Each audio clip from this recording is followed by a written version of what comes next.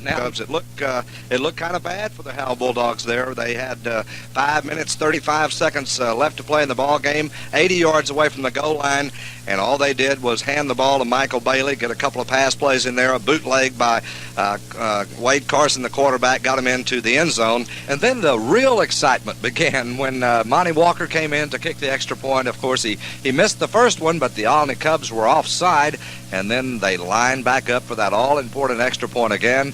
Monty Walker kicked it.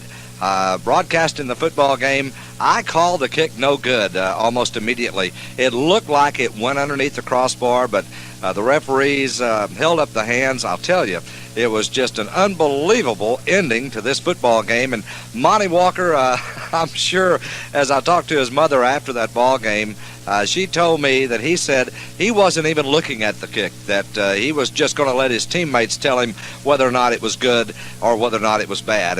And for Monty Walker, I want to apologize for calling that kick bad. It did clear, and it was good. Even the film showed that it was good, but there were a lot of people that agreed with me that that kick actually looked like it was no good, especially from the angle of which we were at and up in the press box, which was about 10 miles high. But boy, it was certainly just a fantastic finish to an excellent football game. One thing about it, the Howe Bulldogs just won't let you sit in your seat very long and have a comfortable win, at least. They are exciting to watch. They're a lot of fun. I think they've been playing up well over their heads, but that's nothing derogatory about them. When you get to this point in the season, you have to play over your heads, and Howe's been able to get up and do that. If defense wins championships, Howe has proved that that's how they get as far as they've gotten, by playing one of the defense they've played has been about as strong a defense as I've seen any unit play all year. Yeah, they just do so well going to the football. They're so aggressive. And last week, now my unofficial stats had them giving up only 10 yards in the second half, and that's 4 yards better than what they gave up to Salina, or less. They gave up 14 to Salina in the second half. So you just can't say enough about this defense. And if they continue to play this well, I'm just not going to count them out of any ball game they're in, because their offense, when it really has to do something, it seems to be able to produce. Yeah, their offense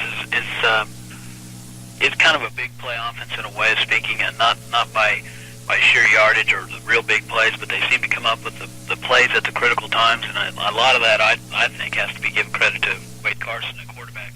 He's a great leader, not only our defense and safety, but at quarterback, on offense, he seems to rally his troops and comes up with those big plays like you were talking about the bootleg. And how many times has he done that this year? He's come up with a scramble. You know, whether it's a called play or not, he's come up with those type of plays, and that's the type of things that it takes to win these games in the playoffs. Well, now, Kevin Gray made the biggest defensive play of this ball game with about 5, or a little over, around 6 minutes, I guess it was. They faced 3rd down and 2. I'm speaking of the Olney Cubs, and he came in with a tremendous tackle on their running back, Carter, and forced them to punt the ball at that time. Had he not done that, Howe probably wouldn't be playing this week. And it was that great defensive play by the whole entire unit throughout the game that really won this ball game for him. But, you know, you look back now, how do you think the injury situation is going to hurt him this week, with Hartwell out with the broken arm, and, of course, Sean Stevenson, their fine cornerback, out with a broken leg? I mean, that's like replacing 4 starters, because they're both two-way starters for the biggest part. I think it would definitely hurt their defense, but like we've been saying, you can't count them out. I can't count them out. I don't want to pick against them, that's for sure. And I think Coach McQueen will come up with some kind of formula, or the other guys will rise to the occasion. But that is going to hurt them a little bit to have those 2 guys gone, that's for sure. Rusty, Mart, according to their coach, Casey Rogers, has been in the playoffs something like 24 out of the last 30 years. Every year you look, and the Mart Panthers are in the playoffs. And last week, of course, they were the underdogs to Malakoff by 9 or 10 points, and they beat Malakoff 19-6. This is a good football team. They played a very tough non-district schedule, playing some 3A teams in there and some top-rated 2A teams. So Mart is going to be a very tough test for the Bulldogs. Oh, most definitely, most definitely. They've got 3 losses. One of them was China Springs early in the season. They came back and beat China Springs in by district, I believe. They lost to Grosbeck, another powerful football team. and last week getting by Malakoff, they're strong. I have no doubt about it. I think their other loss came to McGregor, which is now 3A. Right. And McGregor is they've been ending Pilot Point season and Howe season and Salina season for I don't know how long. And I know those Howe and Pilot Point are at least glad that McGregor's off in 3A now. And so Mart, the 3 losses they have on the season are not to slouch teams. And they could, if they played a schedule like some other teams play, they could easily be 12-0 right now, or 10-0. Yeah, 12-0. So they're gonna pose quite a challenge for Howe. All right. Well, I'm going to make the first prediction in this ball game. I'm going to get Vicky on my side. I'm going to take the Howe Bulldogs in another slugfest, and this one could also be ending up in a tie. But I think the Howe Bulldogs, after those 2 ties, really have come a long way, and knowing how to win when you have to win, even though they ended up in ties, they knew what they had to do. That defense is going to beat Mart this week, and I have a feeling it's going to be something like 14-13. I'm going to take the Bulldogs. I hate to do this, BK.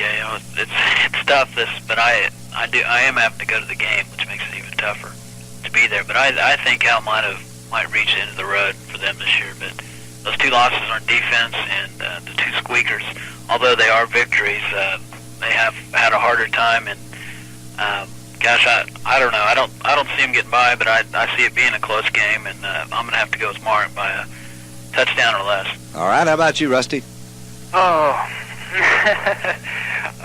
after Hal's victory over Salina, I went down on the field, and John Norwood gave me a hard time about picking Salina to win that game. And I told John, I said, look, anytime you go up against a ranked team or a big team like that, I'll pick the other team, but in my heart, I want Howe to win. But I think Mart's just going to be too strong for him. I think probably about 14 points. All right, let's quickly take a look at some of the other games that a lot of people are interested in. How about South Lake Carroll? This team just looks like they're on a tremendous roll again. Gilmer is their opponent this week. Shouldn't be no problem for South Lake Carroll, I think, in a big way. What about you guys? I'm going to go South Lake Carroll in a big way. Tonight, the Howe Bulldogs meet the Mart Panthers in the Class 2A Texas High School Football Regional Semifinals. The Bulldogs are a destined team, according to their head coach, Joey McQueen, after advancing through bi-district and area playoff games by coming from behind, beating Salina on penetrations 3-2 after tying the game 14-14. Against the Alny Cubs last week, the Dogs drove 80 yards in the game's final 5 minutes to tie the Cubs 10-10, and by virtue of a 14-7 advantage on first downs, the Howe Bulldogs earned another step up the ladder that keeps their dreams alive of an eventual state championship in 1990.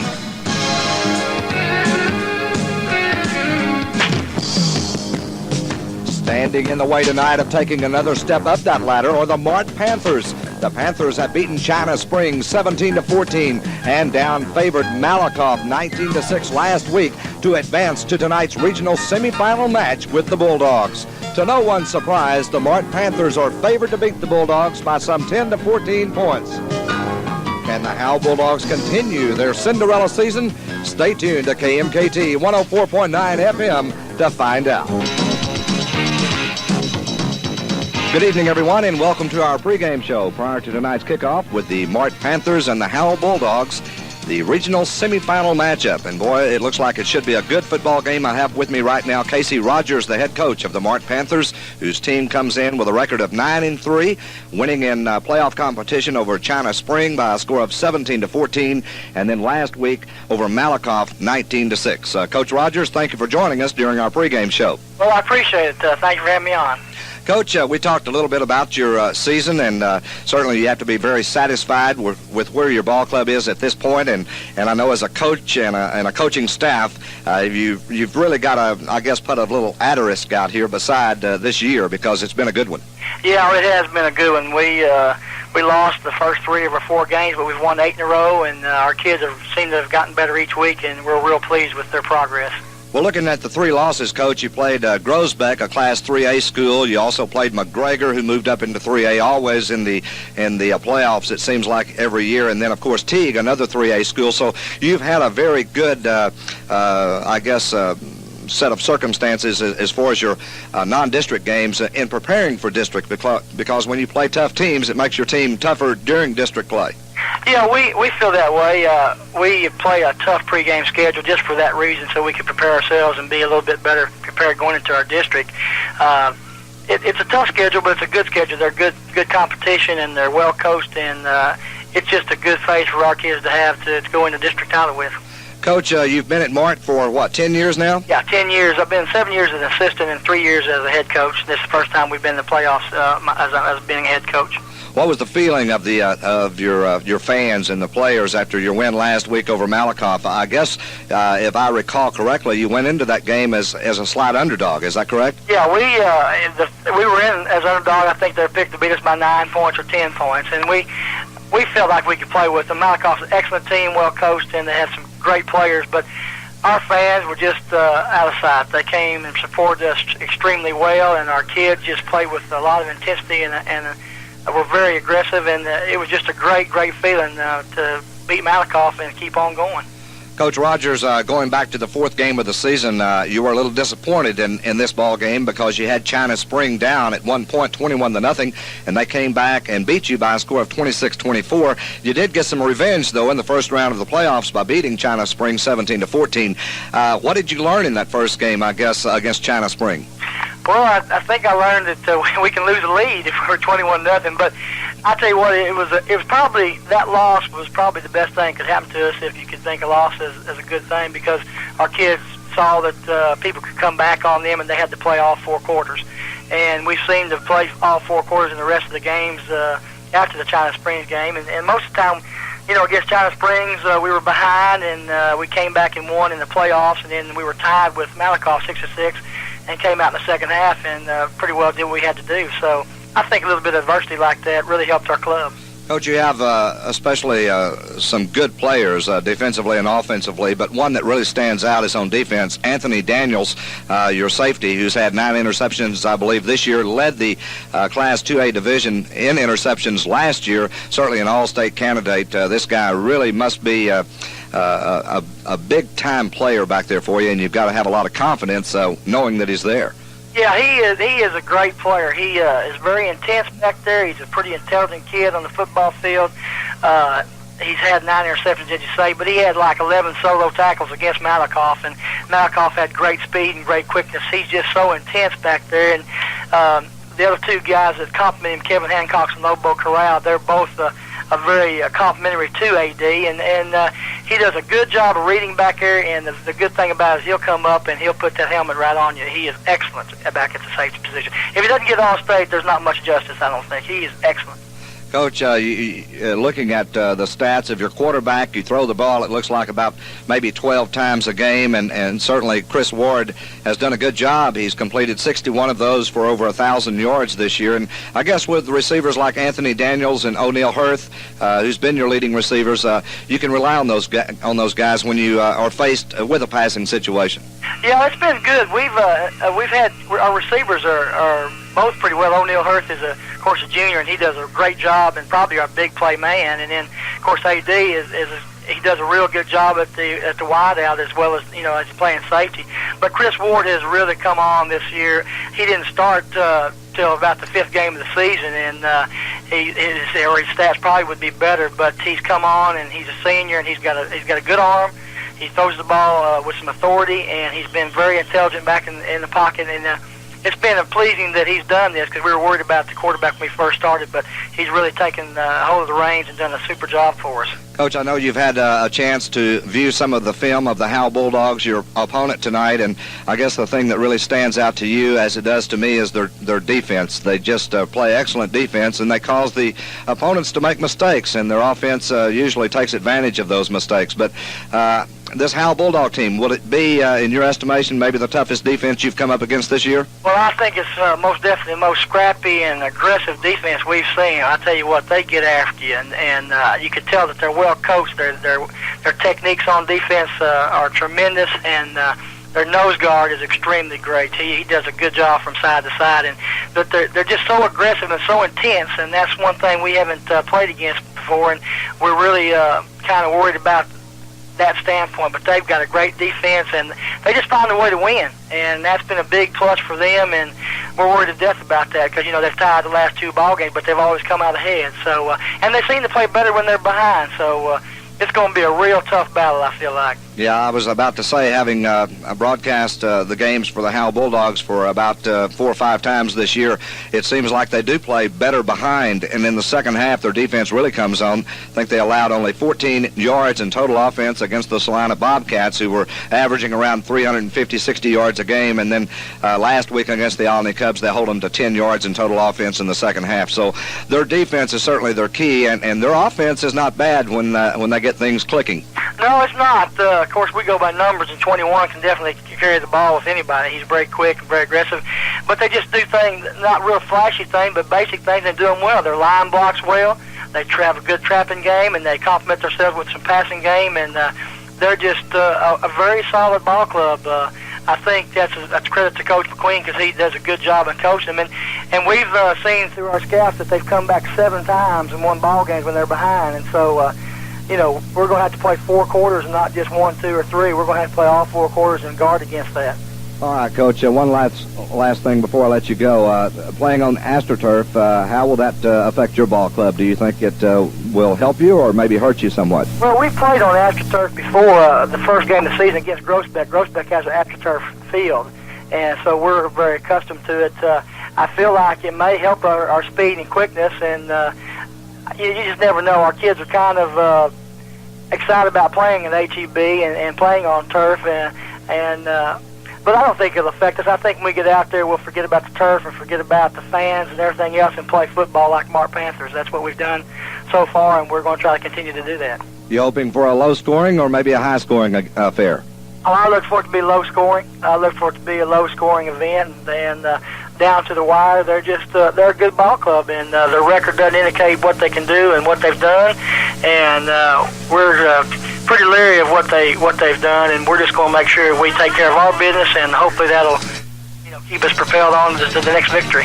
Well, Coach, it's been a pleasure to have you on our pregame show, and good luck tonight. I appreciate it, and thank you for having me on here. Once again, that was Coach Casey Rogers, the head coach of the Mart Panthers. Our pregame show here on KMKT 104.9 FM will continue after these words. I'll be back with Coach Joey McQueen of the Howe Bulldogs.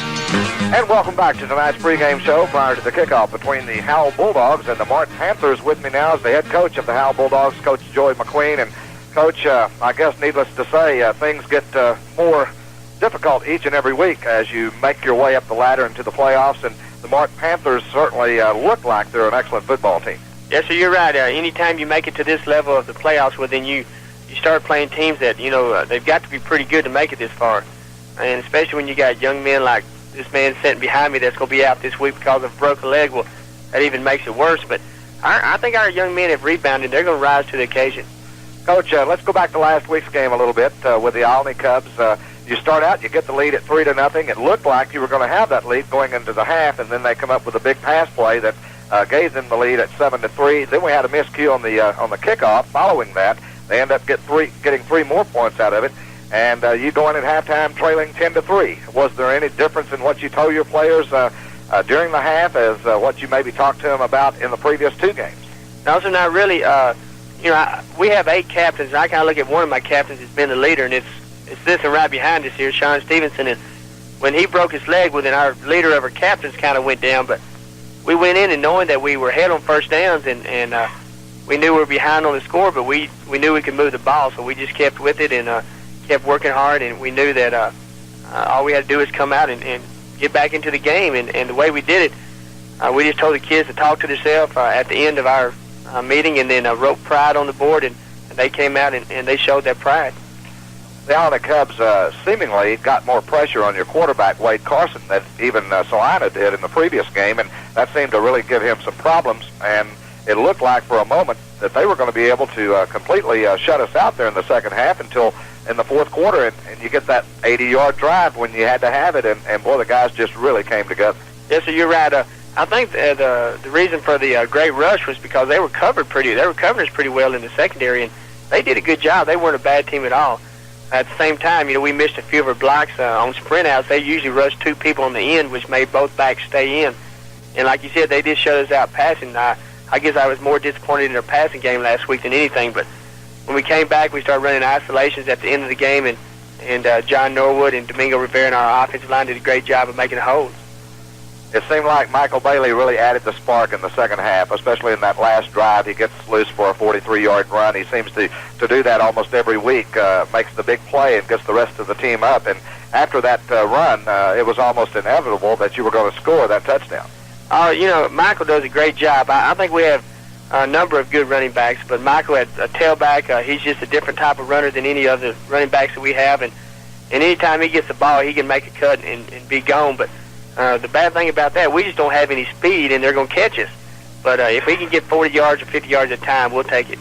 Coach, talk a little bit, if you will, about the touchdown on the bootleg by Wade Carson. It was a play I guess you had set up all along in this ball game, and in talking to Coach, your defensive coach, Billy Hill, after the ball game, he said it was something that really wasn't in the playbook. He kind of drew that up on the sideline, and boy, did it work to perfection. Well, he was right. It's not in the playbook, and it wasn't any one of our brilliant calls. It was our quarterback's, Wade Carson. He had told me when we called a timeout that the last time we ran that their defensive end sucked inside, and as you can see on the film, the play before that, he did, and he did it again on the touchdown, and Wade just did a great job of getting it in the end zone. All right, Coach, I guess the most exciting time was the extra point by Monty Walker, and of course the first time Olney was offsides, and the kick was not good at that point. But then the second time around, he did get it through, and I actually thought it was not good, but certainly the Howe Bulldog crowd let me know in a hurry that it was good, and of course that was all you needed was the tie in that case, and you got it. And boy, it must have been elation on the sidelines. Well, it was. I heard your replay last night, and I heard you say it's no good. It is good. But the first time I watched it was the worst kick I've ever seen him kick. But he was doing that when we was just messing around before the game. He was kicking it barely over the goalpost, and I was joking with him before the game. But when he kicked it, I was like, oh, no, that's all we needed. Then the offsides kind of gave us some new life, and then I didn't even watch the second one. I turned my back on it and just hoped I could hear the crowd yelling. And I'm just wondering if anybody watched it, because everyone that I talked to said they weren't watching. And I guess I was the only one that was watching, and I even missed it. So, and my color commentator, of course, Craig Sisney, he agreed with me, and even Coach Hill said he didn't think it was good. So, it was something that I guess when you come that close and it does go over that crossbar, it really adds to the the excitement of winning that football game. Oh, it does, and then, like I said, all I knew was that the crowd started hollering and they gave it to us, and it just makes everything great. Our kids have done such a great job, and any time we go past our district, well, we were excited because we didn't think that we could, we thought we could at least get to the by-district round, but when you play a seventh-rated team in the state in Salina, you'd hope that you'd have a chance, and everything's just been going great, and it's been fun.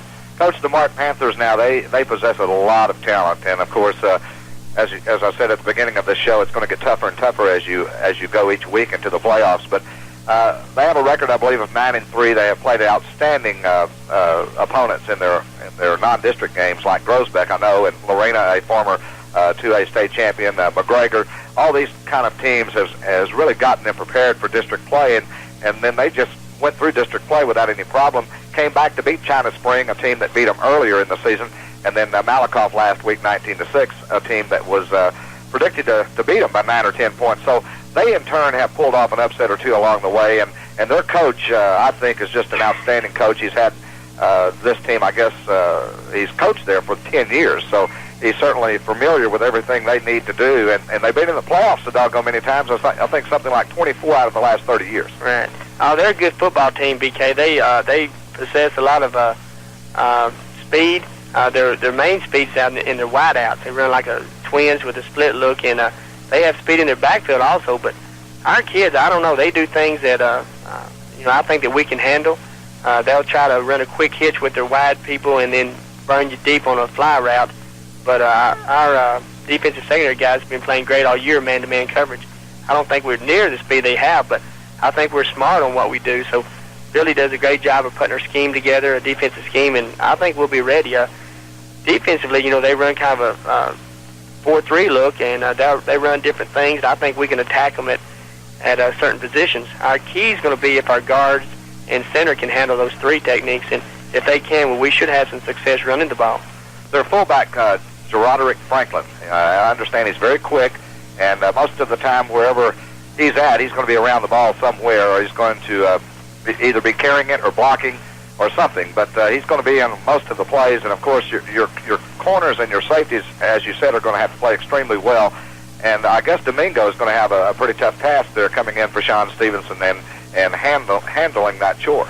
I think it will be a tough task. Sean's done a great job for us all year, and losing him, is going to hurt. But I think Domingo has played a little bit of corner at the first of the year on the other side of Sean. He's played safety and corner, so I think Domingo will come in, and I think he'll do a pretty good job for us.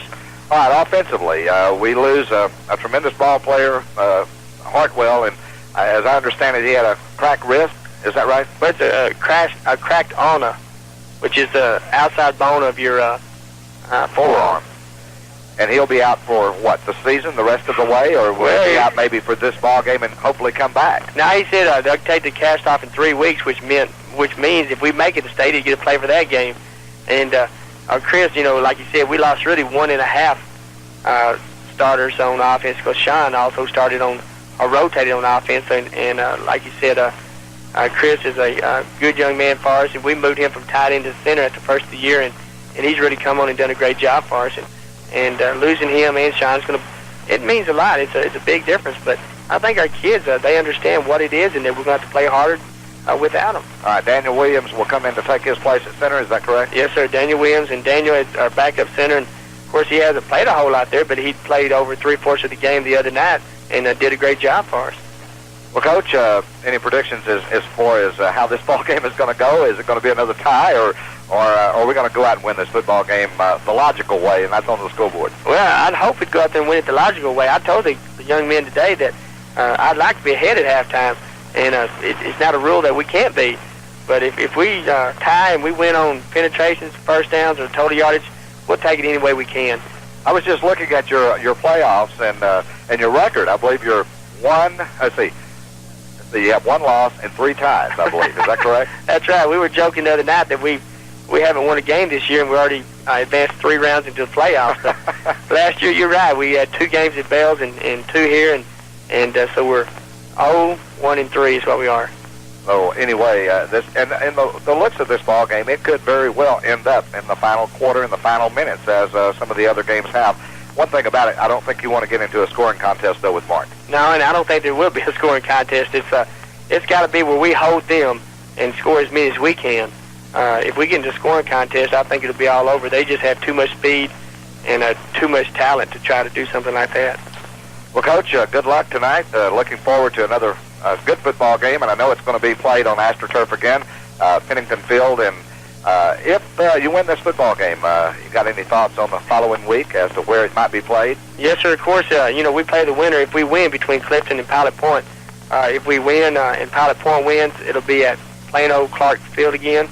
And if we win and Clifton wins, it'll probably be at Memorial Stadium in Mesquite. So we're excited. It'll be Friday night again, and we're excited about that. We're looking forward to it. It's been 9 weeks if we win since we played Pilot Point. I know we've gotten better, and hopefully they'll be overlooking us. Well, I really think you can play with Pilot Point. I think you showed that the first time you played them, at least for a half, and then the way you come back in the second half now, if you're tied or close with Pilot Point in the second half, it should be to your favor. I hope so, BK. All right, once again, that's Coach Joey McQueen. Our pregame show will continue here in just a moment. I'll be back, and we'll be talking with the linebacker and the extra point kicker and field goal specialist, Monty Walker, in just a moment. And welcome back to tonight's pregame show. Prior to our kickoff between the Howe Bulldogs and the Mart Panthers, with me at the moment is Monty Walker. And Monty, first of all, congratulations on your kick last week. Even though I called it bad, I guess I do owe you an apology. Thank you. Monty, let me ask you the feeling that you had prior to that kick. Let's go back to the very first one where Alney was offsides. The kick was no good at that point. Did you realize that they were offside on the play? No, I didn't. I didn't know that they were offside. As soon as I missed it, I was waiting for some senior to jump on my back, but luckily we got the offsides call. All right. Then on the next time that you had the opportunity, did you, according to your mother, I talked to your mother about this, and she said that you didn't even look, that you were going to let somebody else let you know whether or not it was good or not. when you kicked it as a kicker, looking or not, you could pretty well tell if you hit it okay. What were your feelings? Oh, well, I was looking. I saw, I mean, when you're a kicker, you're not supposed to look. You're supposed to keep your head down. But I think that's what was wrong, because my technique was off, and I was looking up, and I saw that the ball had gone through the crossbar just about by a foot or so. And after it went through, how'd your heart feel? I don't know how I felt. I was just relieved, I guess. The 80-yard drive, you get all the way down there, you score the touchdown. I guess if I had to be a kicker, I would have a total cardiac arrest, because everything was on your shoulders at that moment. And of course, if the kick is bad, and you may be in that same position this week, who knows? But it's got to be a very trying experience, because it's probably something that you've dreamed about happening, and going in and kicking the winning extra point or the winning field goal. But when it actually is there and it's on your shoulders, it's a lot of difference, isn't it? That's right. I mean, you always dream about that, and when the time comes, you've got to do the job, or it's going to be on your shoulders the rest of the time. Defensively, this team played outstanding football, as it has over the past 3 or 4 ball games, going back to Salina and going back to Bells, and of course in this ball game was no different. Your linebacking core, I think on this football team is as good as they come. John Norwood on the right side, you're on the left side, Kevin Gray in the middle there at nose guard. You guys really complement one another, and I don't know how many times that I called the tackle being made by either you or Norwood or both of you together, and I guess you guys really have to communicate quite well on the field. Oh yeah, well John, he's a great linebacker. He keeps me, where I'm supposed to be, and all. When I have a letdown, he'll inform me on it. He's just a great leader out there. Are there any particulars in this ball game going up against Mart tonight that you've really worked on? I know they've got the good fullback who's quick, and I guess you'll have to key the fullback. One of you will anyway. That's right. We're both keying the fullback, and wherever he goes is where the ball's going, and we just got to get to where he's going and stop the ball. What about in passing situations when they come out, say with trips to one side or to either side? Whose responsibility is it to tell the other, which man you're going to have to cover coming out of the backfield, if that be the case? Well, John's going to be over the slot man all the time. He's going to be covering him because he has probably the most athletic ability out of the linebacking core. But other than that, I'll always be on the strong side, and John will just be covering the backs out most of the time. In your estimation, is this Bulldog team ready to go out here tonight and play as good a defensive ball as you have played over the past 2 or 3 weeks? I mean, it's almost impossible to think that you're going to be able to go out there and hold this team to 10 yards like you did against Olney and 14 yards against Salina in the second half, but you certainly have that capability, and do you think it'll take that kind of effort to beat Mart? Oh, definitely. They're a good ball club. We're just going to have to keep up and play good ball the rest of the week. I mean, we've played good ball the rest of the week. We've practiced real hard this week, and I think we'll be able to do it. Well, Monty, I want to thank you for joining us during our pregame show, and certainly I want to wish you good luck tonight. Have a great game, and I'm looking forward to calling your name quite a few times tonight. Just don't give me such a bad time on the extra points tonight, okay? I'll try not to. Okay, good luck to you, Monty. Thanks. Okay, and I'm going to talk to, coming up next, I'm going to talk to Sean Stevenson. Of course, Sean, unfortunately, the right cornerback who will not play tonight because of the broken bone that he suffered on the right leg, and that occurred early in the ball game against the Olney Cubs. And Sean, I know that this has got to be a very disheartening thing for you, because you had really played well, and not only does it take you out of football for the rest of the season, but you're also a basketball player, so that's going to hurt you in that department as well. Yeah, it's kind of depressing when I think about it. There's not much I can do about it, so I just look at it as a thing that happened for some reason. Sean, I know that I guess you had about the most speed on this ball club, I believe, in the defensive back positions, and against a team like Mart, that would certainly come in handy. Yeah, they're a really fast offensive club. They have a couple running backs that I understand are fairly fast, and this week the cornerbacks they have a lot on their shoulders to make something happen this week. Have you given any instructions or maybe some help to Domingo Rivera? Has he asked you for any assistance in terms of the knowledge that you have at the cornerback position? I know he's played there some, but not often, I don't guess. Thus far, he hadn't. I hadn't been here all week in practice, so hopefully tonight, whenever we play him, if he needs any help, I'll be there for sure. Well, I know you're going to be on the sideline there, and you're going to probably be walking up and down with your leg in that cast. And there's going to be some moments that you'd like to have the shoulder pads on and be able to get out there and participate in this football game. But you are a member of this football team, regardless of whether you're in uniform or not. And I know that everybody pulls together on this team, and that's what makes it the kind of team that it has been just when everybody had given up on you. Yeah, talking about giving up on us, so just about everybody had at one point in the season. We come back and we showed that we can play with anybody. Nobody's going to stomp on the Howe Bulldogs, so we're proud of that aspect of it. Other than that, I don't know. Your fan support has been tremendous this year, and of course they come to all of the ball games, and I know playing at Bulldog Stadium has to be a real treat, but when you're out of town, and as you have been over the past couple of games in the playoffs, it seems like that they have followed you even more so in the playoffs, and they have really given you the support, and with that band that you have out there, that's got to really make I guess the goosebumps on the old arms when you come out there on that football field. Yeah, when it comes to support, boy, we got it good. At this point in the season, I don't think we could ask any more of the fans or the band or anybody. They're 100% behind us, and we really do appreciate it. What about Mart? Now, you've had a chance, I guess, to kind of hear some things going on during practice, even though you said you hadn't been around. But I know the last game or two and prior to tonight's ball game, you've been around when they've talked about this team, and I guess they're much like the other teams that you've played, like Salina and Bells. They feel like that they're going to be able to come in here and move the football and score some points. And do you feel like this defense has a chance at maybe shutting this offense down? Oh, I believe so. We showed that we could do it against Salina, and this team has about the same quickness as Salina does. They're just as tough, and we showed that we have what it takes whenever the time comes to do it. And I think that's what the case is going to be tonight. I think the pride's going to come out, and I think we're really going to shut them down. All right, Sean, the cast, you'll be in this thing for what, about 8 weeks? Yeah, that's what the doctor told me. And you said you're going to drink plenty of milk, and you're hoping to get ready in about 6 weeks, right? Yeah, that's what I hope. I hate milk, but I guarantee I've been stuffing that stuff down my neck. Okay. Sean, thanks for joining us during our pregame show, and certainly it's been a pleasure to watch you play this season, and unfortunately I won't be able to see you anymore, but I'm sure I'll be talking with you at least throughout the rest of the playoffs and maybe when we bring that state championship trophy home. Absolutely. All right. That's Sean Stevenson. Once again, our pregame show will continue prior to tonight's kickoff between the Howe Bulldogs and the Mart Panthers after these words.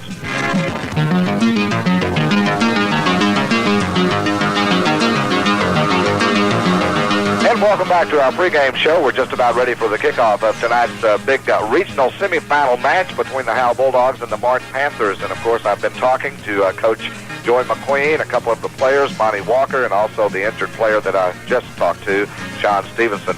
With me now is Coach Tracy Beatty, and Coach Beatty has been given the job of going out and scouting some of these teams. The Bulldogs will be playing each and every week. And, Coach, I know you had a chance to scout the Mart Panthers, and maybe you were not able to enjoy the excitement that took place last Friday night between the Alney Cubs and the Howe Bulldogs. But, again, I guess those things you have to do. That's part of your job, and that's getting the Bulldogs ready for the next team. What about the Mart Panthers? What can you tell us about this team? Well, as some of the kids have already said, they're a lot like the Salina Bobcats in that they have a lot of team quickness and play good defense and don't make a whole lot of mistakes. When you say team quickness, I guess that's overall speed, not only just quickness, but overall speed, and that's what we lack, according to everybody that I talked to, Coach Joy McQueen on down. We've got a little bit of quickness, but if they ever get by us, we're in trouble. They have 4 backs that come in there and run at the running back position for them that can carry the ball and be a threat at any time for breakaway. And they also have a wide out and number 82, can't recall his name at the moment, but he is a sure threat at the wide receiver for any time going deep on you. If he catches it on a quick in or quick out, he's liable to just run around you and be gone. As I understand it, Mark likes to throw the ball deep, and they'll kind of lull you to sleep, and then all of a sudden they'll rear up and throw the deep pass on you, and that's how they score a lot of their points. They do. They try to run a little hitch out there with number 82 and just get a few yards off of it and hope he can break it, and then all of a sudden they'll fake that hitch and he'll be gone past you before you know what hit you. What about defensively, Coach? I know that they have one of the finest defensive backs in the state of Texas. I believe he led the Class 2A ranks last year in interceptions. He had 11. This year I understand he has 9, and and he is all-state candidate material. That's Anthony Daniels, their safety. That is also the same kid I was just talking about out at the wideout, number 82, I believe his name is Daniels.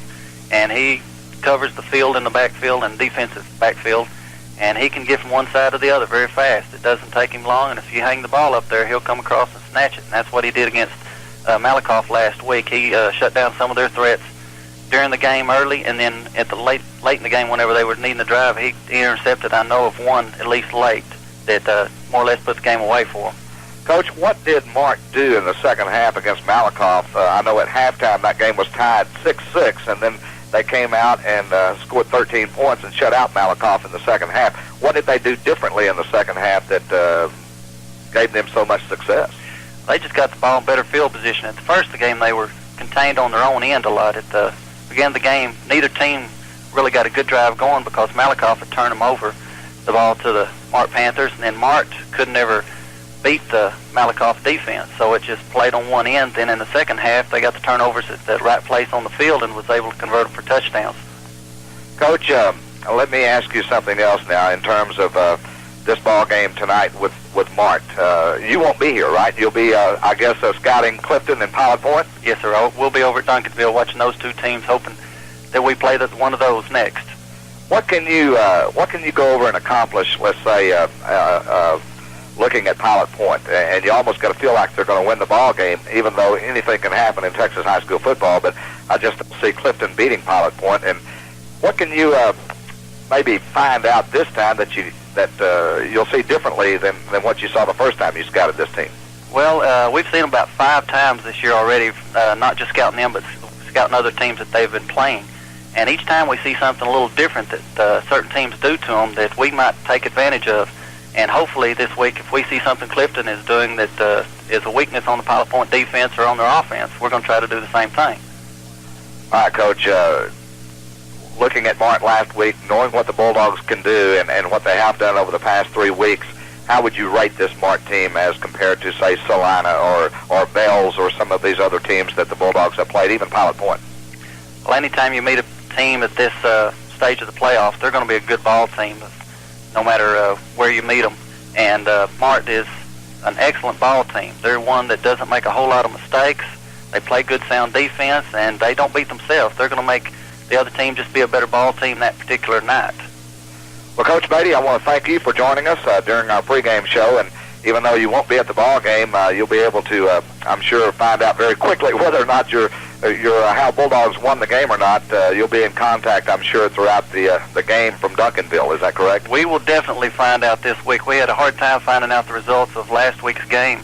We were nearly back to Dallas from Mahia before we found out, and we were about to go crazy. So this week we're going to have a line of communication throughout most of all the ball games so we can keep up with what's going on. Well, I can tell you this, even though you won't be able to pick up the broadcast in Duncanville here on KMKT, but you can call us at KMKT throughout the whole entire ball game, and I can assure you that the people there at the station can keep you updated as to what's going on. Well, thank you very much. Once again, that's Coach Tracy Beatty, the scout and junior high coordinator for the Howe Bulldogs. And I tell you what, we're just only moments away of coming back here, getting our starting lineup together, and the kickoff for tonight's football game. We'd like to thank all of our sponsors making the broadcast possible tonight once again. Howe Concrete, the Howe State Bank, Tommy Martin Stores, the First United Methodist Church, Jerry Justice Siding, M&M's Place in Howe, the Howe Chamber of Commerce, the Howe Booster Club, Northland Cable TV, Magnafab, the Electrician's Place in Van Alstyne, State Country, also Texoma Driving School, Sherman Steel Company, Grayson County Electric.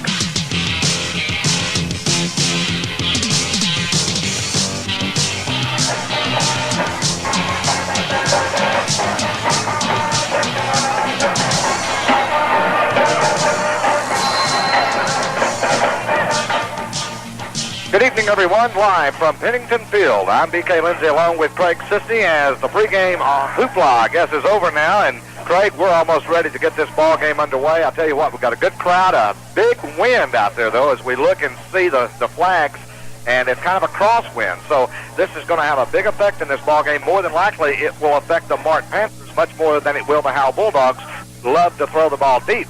And, of course, going against the wind, it will certainly benefit the Howe Bulldogs. Going with the wind, though, the Mart Panthers certainly will take advantage of that if they possibly can. And I think you made two good points, BK, that there are two things here tonight that I don't think the Howe Bulldogs have seen too much of in the past few weeks in their playoff experience.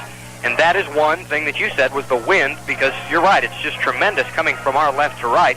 And another thing is it's going to be quite considerably colder tonight than it has been in the past couple of weeks. I noticed myself just coming up here to the booth that there was a quite larger difference in how cold it was before the game this week as opposed to last week at the University of Texas at Arlington and the week before that at Plano. So with a team like Mart, you said that likes to pass a lot, two things are against them, the cold and the wind. If you're throwing into the wind, the ball has a tendency to hang up in the air. And if you're throwing to receivers whose hands are cold, then the receivers more times than not will have trouble holding on to the ball more so than they would in warm weather. Playing some high school football myself and being a receiver, I hated to play in cold weather because when your hands get cold, the ball just does not react to your hands like you would want it to. And so I think that is going to play somewhat in favor of Joey McQueen's Howe Bulldogs tonight. Well, unlike the first two playoff games, the Howe Bulldogs were the home team. In this game, they'll be the visiting team. And so the crowd from Howe is across the way from us tonight. And, of course, we'll be listening to, I'm sure, a lot of cheering Mart Panther fans who've made the way here tonight. Looks like a good contingent for both teams, though, and both schools very well represented here tonight. Good football game, good football weather. This is football weather, regardless of the wind or not. You expect it to be this way this time of the year, and I really think the players even play better in this kind of situation. And I think if it was raining, they would love it even more. You know, you'd have wind and rain and all the elements. Nonetheless, though, I think you're right. I think, you know, you that's what you associate high school football with is a little bit colder weather and the elements, you know, being a factor in the game. And it's a very good point. It just adds something to make football, especially high school football, what it is and makes it that much better. Okay, while we've got this time, let's give you the starting lineups. First of all, for the Howe Bulldog defense, at left safety will be number 11, Scott Grogan, a 145-pound junior. The right safety, number 7, Wade Carson, a 160-pound senior. The left corner will be number 16, Matt Cavender, a 158-pound senior. At right corner, taking the place of the injured Sean Stevenson, and that'll be a big injury to overcome in terms of Domingo Rivera's performance tonight. 165-pound senior. He's played that position some during the season, as I understand it, but Stevenson, with his great speed and, of course, his know-how in terms of playing that right corner position, is going to be dearly missed. That left linebacker, number 42, Monty Walker, a 200-pound junior. And, of course, I talked to Monty during the pregame show.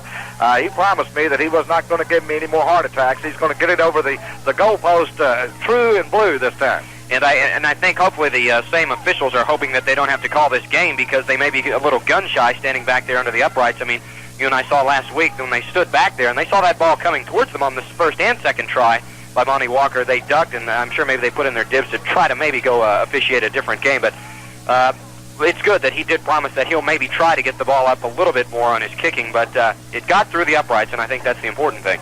The right linebacker, and this one, well, you can't say enough about the way this guy has been playing football, both offensively and defensively, but especially defensively. He's the leader on this defensive squad, no question. Number 32, John Norwood, a 185-pound senior. The nose guard, this guy here is Kevin Gray, number 64, 175-pound senior, and I mentioned the fact I don't think the Bulldogs would be in this ball game had it not been for Kevin Gray last week. And I speak of one particular play, surely, and that was on the 3rd down and 2 with about 6 minutes left to play in that ball game with Olney down around the 35-yard line. Had they picked up that first down, it might have been lights out for the Howe Bulldogs. But what a great play Kevin Gray made on their running back, John Carter, stopped him for about a 3 or 4 yard loss. And, of course, the Bulldogs forced them to punt at that time. They get the ball back and drive 80 yards for the tying touchdown. And then, of course, being ahead on first downs, end up winning the football game because of that reason. But Kevin Gray, a fine, fine nose guard. And he also got a great compliment from Coach Casey Rogers of the Mart Panthers. He said Kevin Gray is, he thought, the best defensive player on this Bulldog team in terms of the films that he watched, I guess, that they exchanged and throughout the this week, watching what Kevin Gray can do.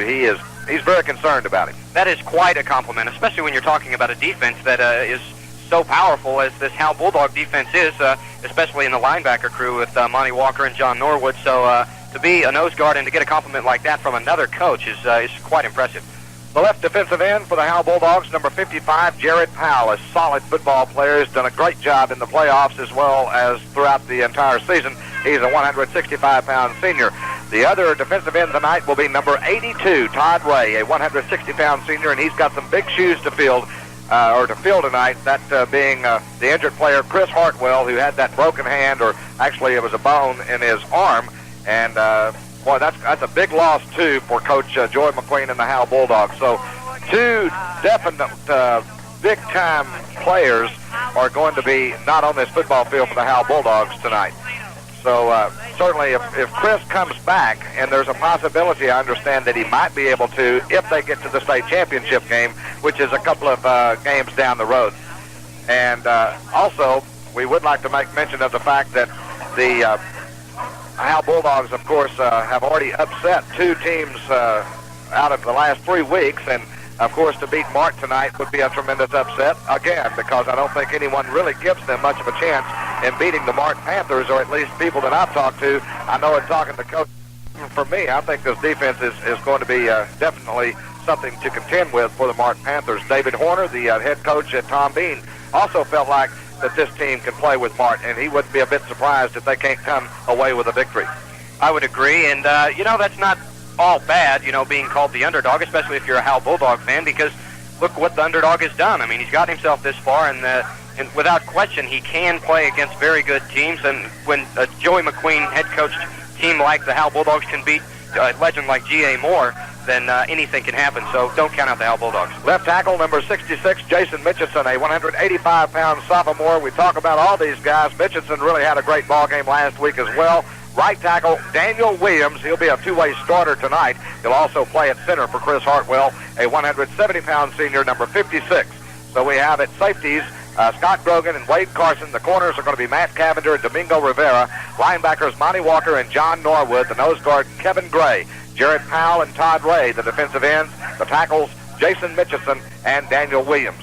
For the Mart Panther offense, they'll start at center, Chad Lewis, number 50, a 183-pound senior. The right guard, number 65, Chris Holly, a 197-pound junior. And number 73, David Stone, a 159-pound senior. The right tackle, Matt Tilley, 55 is his number, a 197-pound senior. The left tackle, number 66, Brad Schimler, a 195-pound junior. The tight end, number 84, Anthony Lewis, a 170-pound senior. Boy, he is a good one. But the other good one, and the guy you're going to be hearing us call a lot tonight, will be number 82, Anthony Daniels, a 160-pound senior. He's a streakster. He's got lots of speed, and he's also an all-state candidate defensively. He has intercepted 9 passes this season. He had 11 last year to lead all the 2A classifications.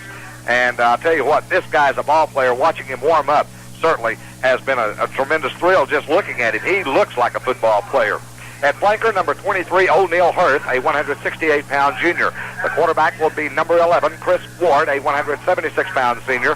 The fullback, and a good one, very quick, great running back, and he's also a great blocking back.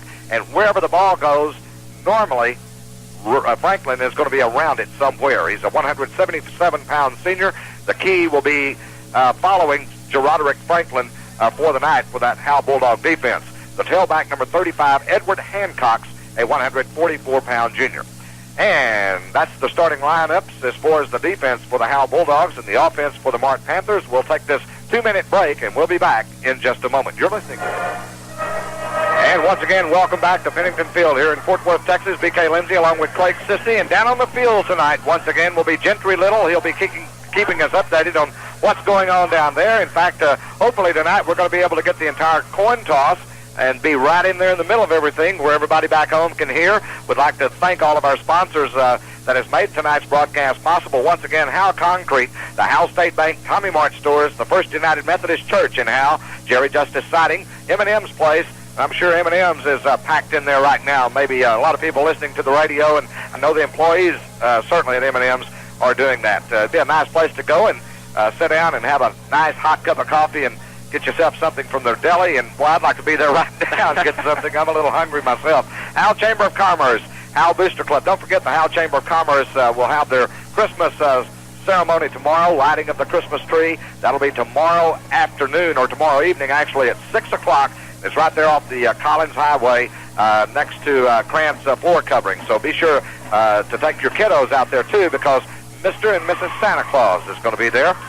Northland Cable TV, Magna Fab, the Electrician's Place, and, of course, they're from Van Alstyne and certainly backing the Howe Bulldogs throughout the playoffs. The Steak Country Restaurant in Sherman, Texas. If you haven't eaten at Steak Country, I promise you, you have not had the best steak you've ever eaten.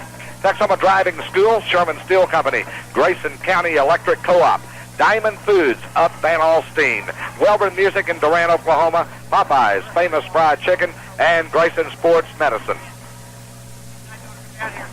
We're going to go down to the field now. And BK, good evening, everyone, and welcome to this high school playoff game in Pennington Field. You know, BK, as we were coming in, I was looking up at the night sky. There's black up here with the white moon. Hey, I don't know, that could be an omen or that could be a good sign.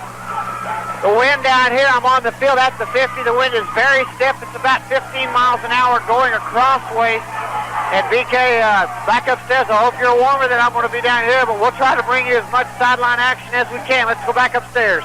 And thank you very much for that report there, Gentry. The Mart Panthers have just made their way out into the end zone area of the field. They're dressed in purple uniforms with white numerals, and I believe that's trimmed in gold. They have the purple helmets with the Panthers written on the side in gold and the gold stripe down the middle of their purple helmets. For the Howe Bulldogs, of course, they'll be dressed in their white jerseys tonight with black numerals. And, of course, the Bulldogs, I think, look better when they're in black all the way, but who knows? They may play much better in white. We'll find out here pretty soon. I don't think really it makes any difference as to what uniform they have on, but they just look meaner when they have those black jerseys on. I would not want to be down on the field right now in a Mart uniform. Let's put it that way. And speaking of black, there is a lot of black on the visiting side of the field. I don't think anybody from Howe, Texas, stayed home and maybe is choosing to listen to this game on the radio. I think just about the whole town has turned out in great number to see this game, and they are really behind their football team, and as well they should be. While we've got this momentary timeout in the action, I'm waiting for the teams to get onto the field. Let's take this quick commercial break, and we'll be back in 1 minute.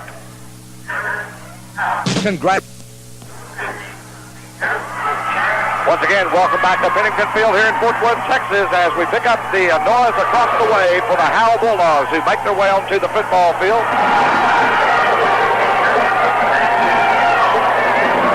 I'm afraid we're a long way from that crowd, and I think by what I'm hearing in my headset, they are doing quite a bit of yelling out there. I think so, and well, they should be. This is a very fired-up Howe Bulldog team, BK, that just came onto the field. The fans are fired up. As well as being fired up, it may just help keep them warm, because it's not getting any warmer down on the field, but that's not trying to take anything away from their enthusiasm, because they are a very enthusiastic group of fans and players right now, as the whole side of the Howe Bulldog side of the field is on their feet applauding their team as they come onto the field. And I just love those black and white balloons that they let loose when the Bulldogs come down or come out on the field. Let's go down now to Gentry Little, who's on the field. They're getting ready for the coin flip. All right, BK, down here on the field. Both teams are now on the field. We're waiting for the Mart Panthers. Here they come on the field. The wind has picked up, according to the referee, about 2 minutes ago. He said the wind is as stiff as he's seen it all year, going crossways. That will affect the passing game of the Howe Bulldogs. Coach McQueen told me about 10 minutes ago that they are going to try to open up the middle, and the main key tonight for the Bulldog offense, BK, is to block the middle guard on defense and the linebacker, try to shoot something over the middle. We're getting ready for the coin flip. And let's go back upstairs for a minute. BK, I guess the fan support here is about as good as we expect, but you have to admit the fans are closer to the field. Let's back upstairs. Thank you very much, Gentry. And again, we will be going down on the field with the coin toss here in just a moment with Gentry live. And we're going to keep his mic on where we can pick him up as soon as that happens. Let me go ahead and give you the Mart Panther defense. Now here again. All right. He just, as you probably heard, said that they are going out for the coin flip. As number 10, it'll be Michael Ross. Number 50, actually number 38 there. I'm trying to pick up the numbers for the captains. Let's go down to the field with Gentry Little. All right, BK, down here on the field. I'm checking the field right now. The field is in perfect condition. It is dry. There is no wet spot. This will affect the speed of a lot of people as both captains are introducing. Let's pick up the referee. It's head, tail, catch it like this. I'm not going to turn it over. If I drop it, we'll do it again. Call it good and loud. Heads. Heads he called. Tails it is. You want the toss? You want defer? He wants to defer, so you want the ball then, okay? All right, BK, so you heard it. Mart has deferred to the second half. The Howe Bulldogs will be on offense to start the game, and let's get this playoff game going. Back upstairs, it should be a good one. Thank you very much, Gentry, and of course, thank goodness everything worked out well on the coin toss. Number 64, Kevin Gray, one of the captains out in the middle of the field, and I believe it was he who called the flip of the coin. Kevin Gray out there, BK, along with John Norwood and Domingo Rivera, some of the anchors on defense, getting the coin flip in their favor. I guess if you're a fan of the Howe Bulldogs, the Howe Bulldogs getting the ball on offense first this evening. And we are about to have the national anthem. So while that is playing, let's take this 1-minute break, and we'll be back with tonight's kickoff in just a moment.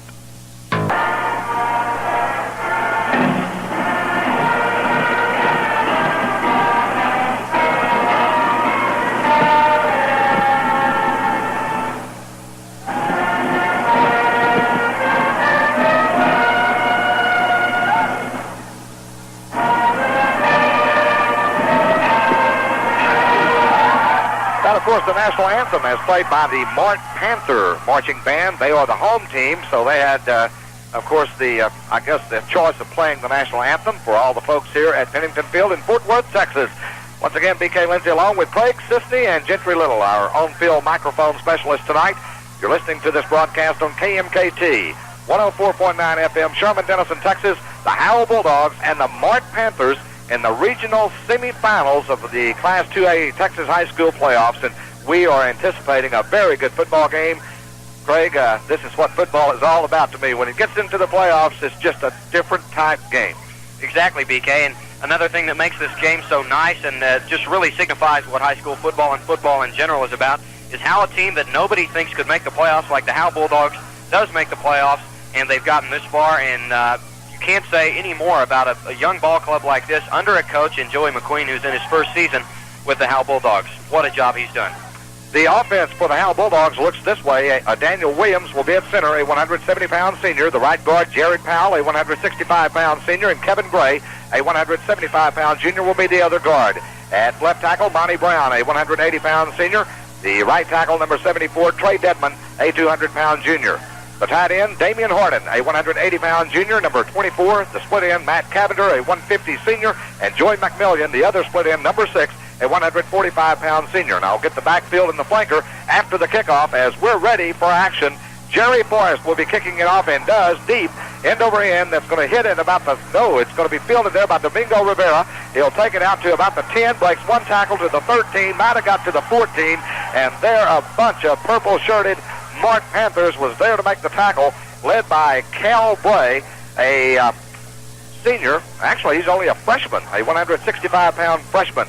So it'll be first down and 10 for the Howe Bulldogs. In the backfield, Wade Carson, the quarterback, number 7, a 160-pound senior. The fullback, number 34, Domingo Rivera, a 165-pound junior. And the tailback, number 21, Michael Bailey, who had an outstanding couple of games in the playoffs, a 150-pound junior. The wingback will be James Fulenchek, a 165-pound junior. They come out in a double set in the backfield. Handoff goes to Domingo Rivera right over Kevin Gray, and he'll pick up 8-9 yards out across the 23 to about the 24-yard line. Good gain on first down for the Howe Bulldogs, and that is a very promising situation there. A very big confidence builder indeed for this young Howe Bulldog team. When you can get 8 yards on first down, who knows what can happen after that, and let's hope they can keep it going throughout the game. Second down and 1. The ball at the 23-yard line for the Howe Bulldogs. Full house backfield. Fulenchek sets up in the slot. Here's the little wing reverse, goes to Fulenchek, cuts it back up inside across the 33 out to the 34-yard line, tackled there by Anthony Lewis, and it is a first down for the Howe Bulldogs. And you might recall last week against the Alny Cubs in the first quarter, late in the first quarter, they drove, something like 70 yards in about 20 plays, took up about 11 minutes on the clock, and ended up scoring 3 points. One of the longest drives I've ever seen in high school football, and they got points out of it, exactly. Here come the Bulldogs. First down and 10. The ball at the 33-yard line. as Wade Carson looks over the defense. Here's the quick handoff. Domingo Rivera hit in the backfield, but breaks the first tackle and gets about 1, maybe 2 yards on the play. First of all, hitting him was number 55, Matt Tilley, and he got past him for about a yard before he had help from the linebackers, DeRoderick Franklin and Kirk Mull, the other linebacker. Howe Bulldogs facing 2nd down and 8. We're going to go down on the field here in just a moment with Gentry Little after this next play. I formation set up for the Howe Bulldogs. 10:30 left to play. First quarter just underway. 2 wide receivers. Here's the pitch back. Goes to Michael Bailey. Trying to get outside. Does 35. And boy, does he hit a solid brick wall.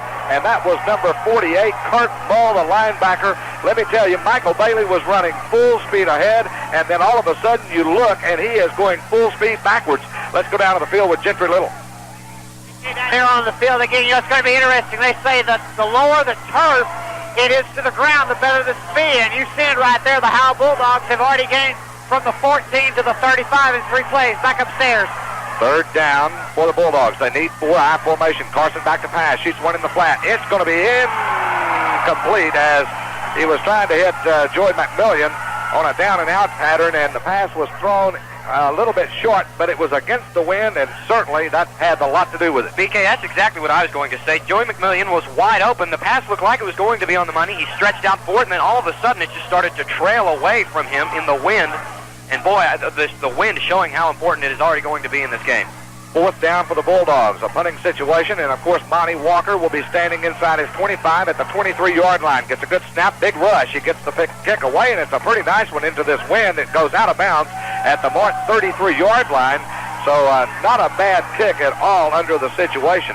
I believe that's about a 29-yard kick with no return. Exactly, very nice kick, and that's very important that Monty Walker, if he has to be on the field punting, he has a successful night for his Howe Bulldogs football team because he can't afford to let an explosive offense like the Mart Panthers have good field position to operate with all evening, because if they do, they can be very dangerous. Chad Lewis will be the center for the Mart Panthers. To him on either side, Chris Holly and David Stone are the guards. Brad Schindler and Matt Tilley, the tackles. The wideouts will be Anthony Daniels and O'Neal Hurth, the tight end Anthony Lewis. And, of course, the quarterback is Chris Ward. Franklin, the fullback. Hancock's the tailback. Here's the pass back into the backfield. A long pass downfield. He's got a man out there. That's Anthony Daniels. 30, 20, 10, 5, and a touchdown for Anthony Daniels. And the Mart Panthers have scored on the first offensive play of this football game. The quarterback took the snap, threw it to his flanker, O'Neal Hurth. It was actually a lateral and not a pass to O'Neal Hurth. He just backed up about 3 yards and threw it to a fast fleeted. And I've talked about him all night long. And on the first play, Anthony Daniels stings the Bulldogs for a 67-yard pass. Ouch. That's all you can say if you're on the Howe Bulldogs side of the field.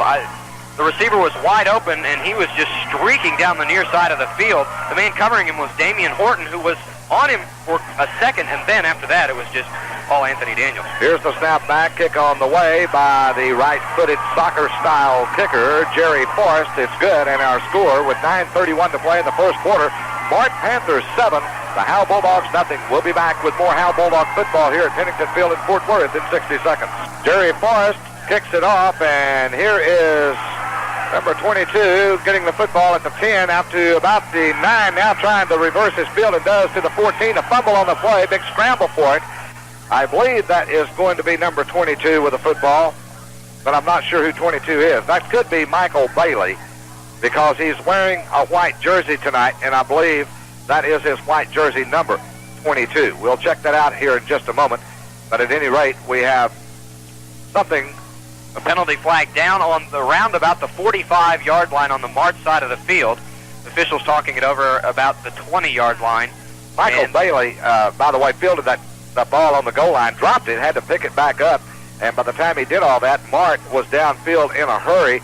The penalty is going to go against Mart for offsides. So let's go down to Gentry Little and see if he knows anything. Mike BK down here, the Coach McQueen was going to make him kick it again because he thinks that the Mart kicking team is a little more tired right now because they had to run down that way.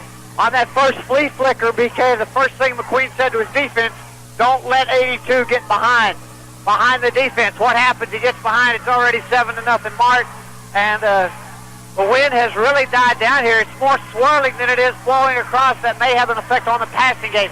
Go back upstairs. And, of course, Malakoff last week getting to this round of the playoffs by beating Malakoff 19-6. At halftime, that score was tied 6-6, Craig. And then, of course, they really came on in the second half, scored 13 unanswered points, and ended up winning it going away 19-6. They were underdogs in that game, 9 points. So Mart showed that they are a second-half team indeed by scoring 13 unanswered points. And don't forget that the Howe Bulldogs are a second-half team also, so anything can happen in this game, especially in the second half. All right, Forrest advances on the football again after the 5-yard penalty mark-off. It's going to go to, check that. At any rate, the little reverse goes to number 22 again. That's going to be Michael Bailey, and Bailey will get it up to the 24. These number changes have gotten me very confused. Michael Ross actually was the young man that fielded the kickoff, and then they run the little starburst play where they reverse the ball or fake the reverse. This time he handed it off to Michael Bailey, and Michael Bailey got it out to the 24. But again, we have a flag on the play. Let's go down to Gentry Little. Well, Gentry's not prepared to talk at the moment, but did you catch the indication of the penalty? I'm not exactly sure who it was on personally, but I know since in the direction that they're walking it off against, it's at least 15 yards, and now they're spotting the ball at the 6, and now, oh goodness, I don't know what the Howe Bulldogs did, but the ball is all the way back at their 4-yard line after it was all the way out to the 24-yard line, so they got zapped for something. Yeah, a personal foul evidently against the Howe Bulldogs of some nature, and the ball is going to be placed at the 4-yard line. The Bulldogs going into about a 25, maybe a 30-mile-per-hour wind, and certainly it has paid off in big dividends for the Mart Panthers here in the first quarter, leading 7-0 on a 67-yard pass play. Howe comes to the line of scrimmage, split backfield. Here's the handoff, goes to Domingo Rivera, hit at the line of scrimmage, and he will not get anything on this one, as the tackle right there to make the tackle was Matt Tilley, a 197-pound senior. Let's go down to Gentry Little. BK, on the penalty, what it was, the referee was not told about the reverse that Howe does, so he thought it was a forward handoff. I hope they get it straight, because Howe, as we know, does that all the time. So it was a forward handoff back upstairs.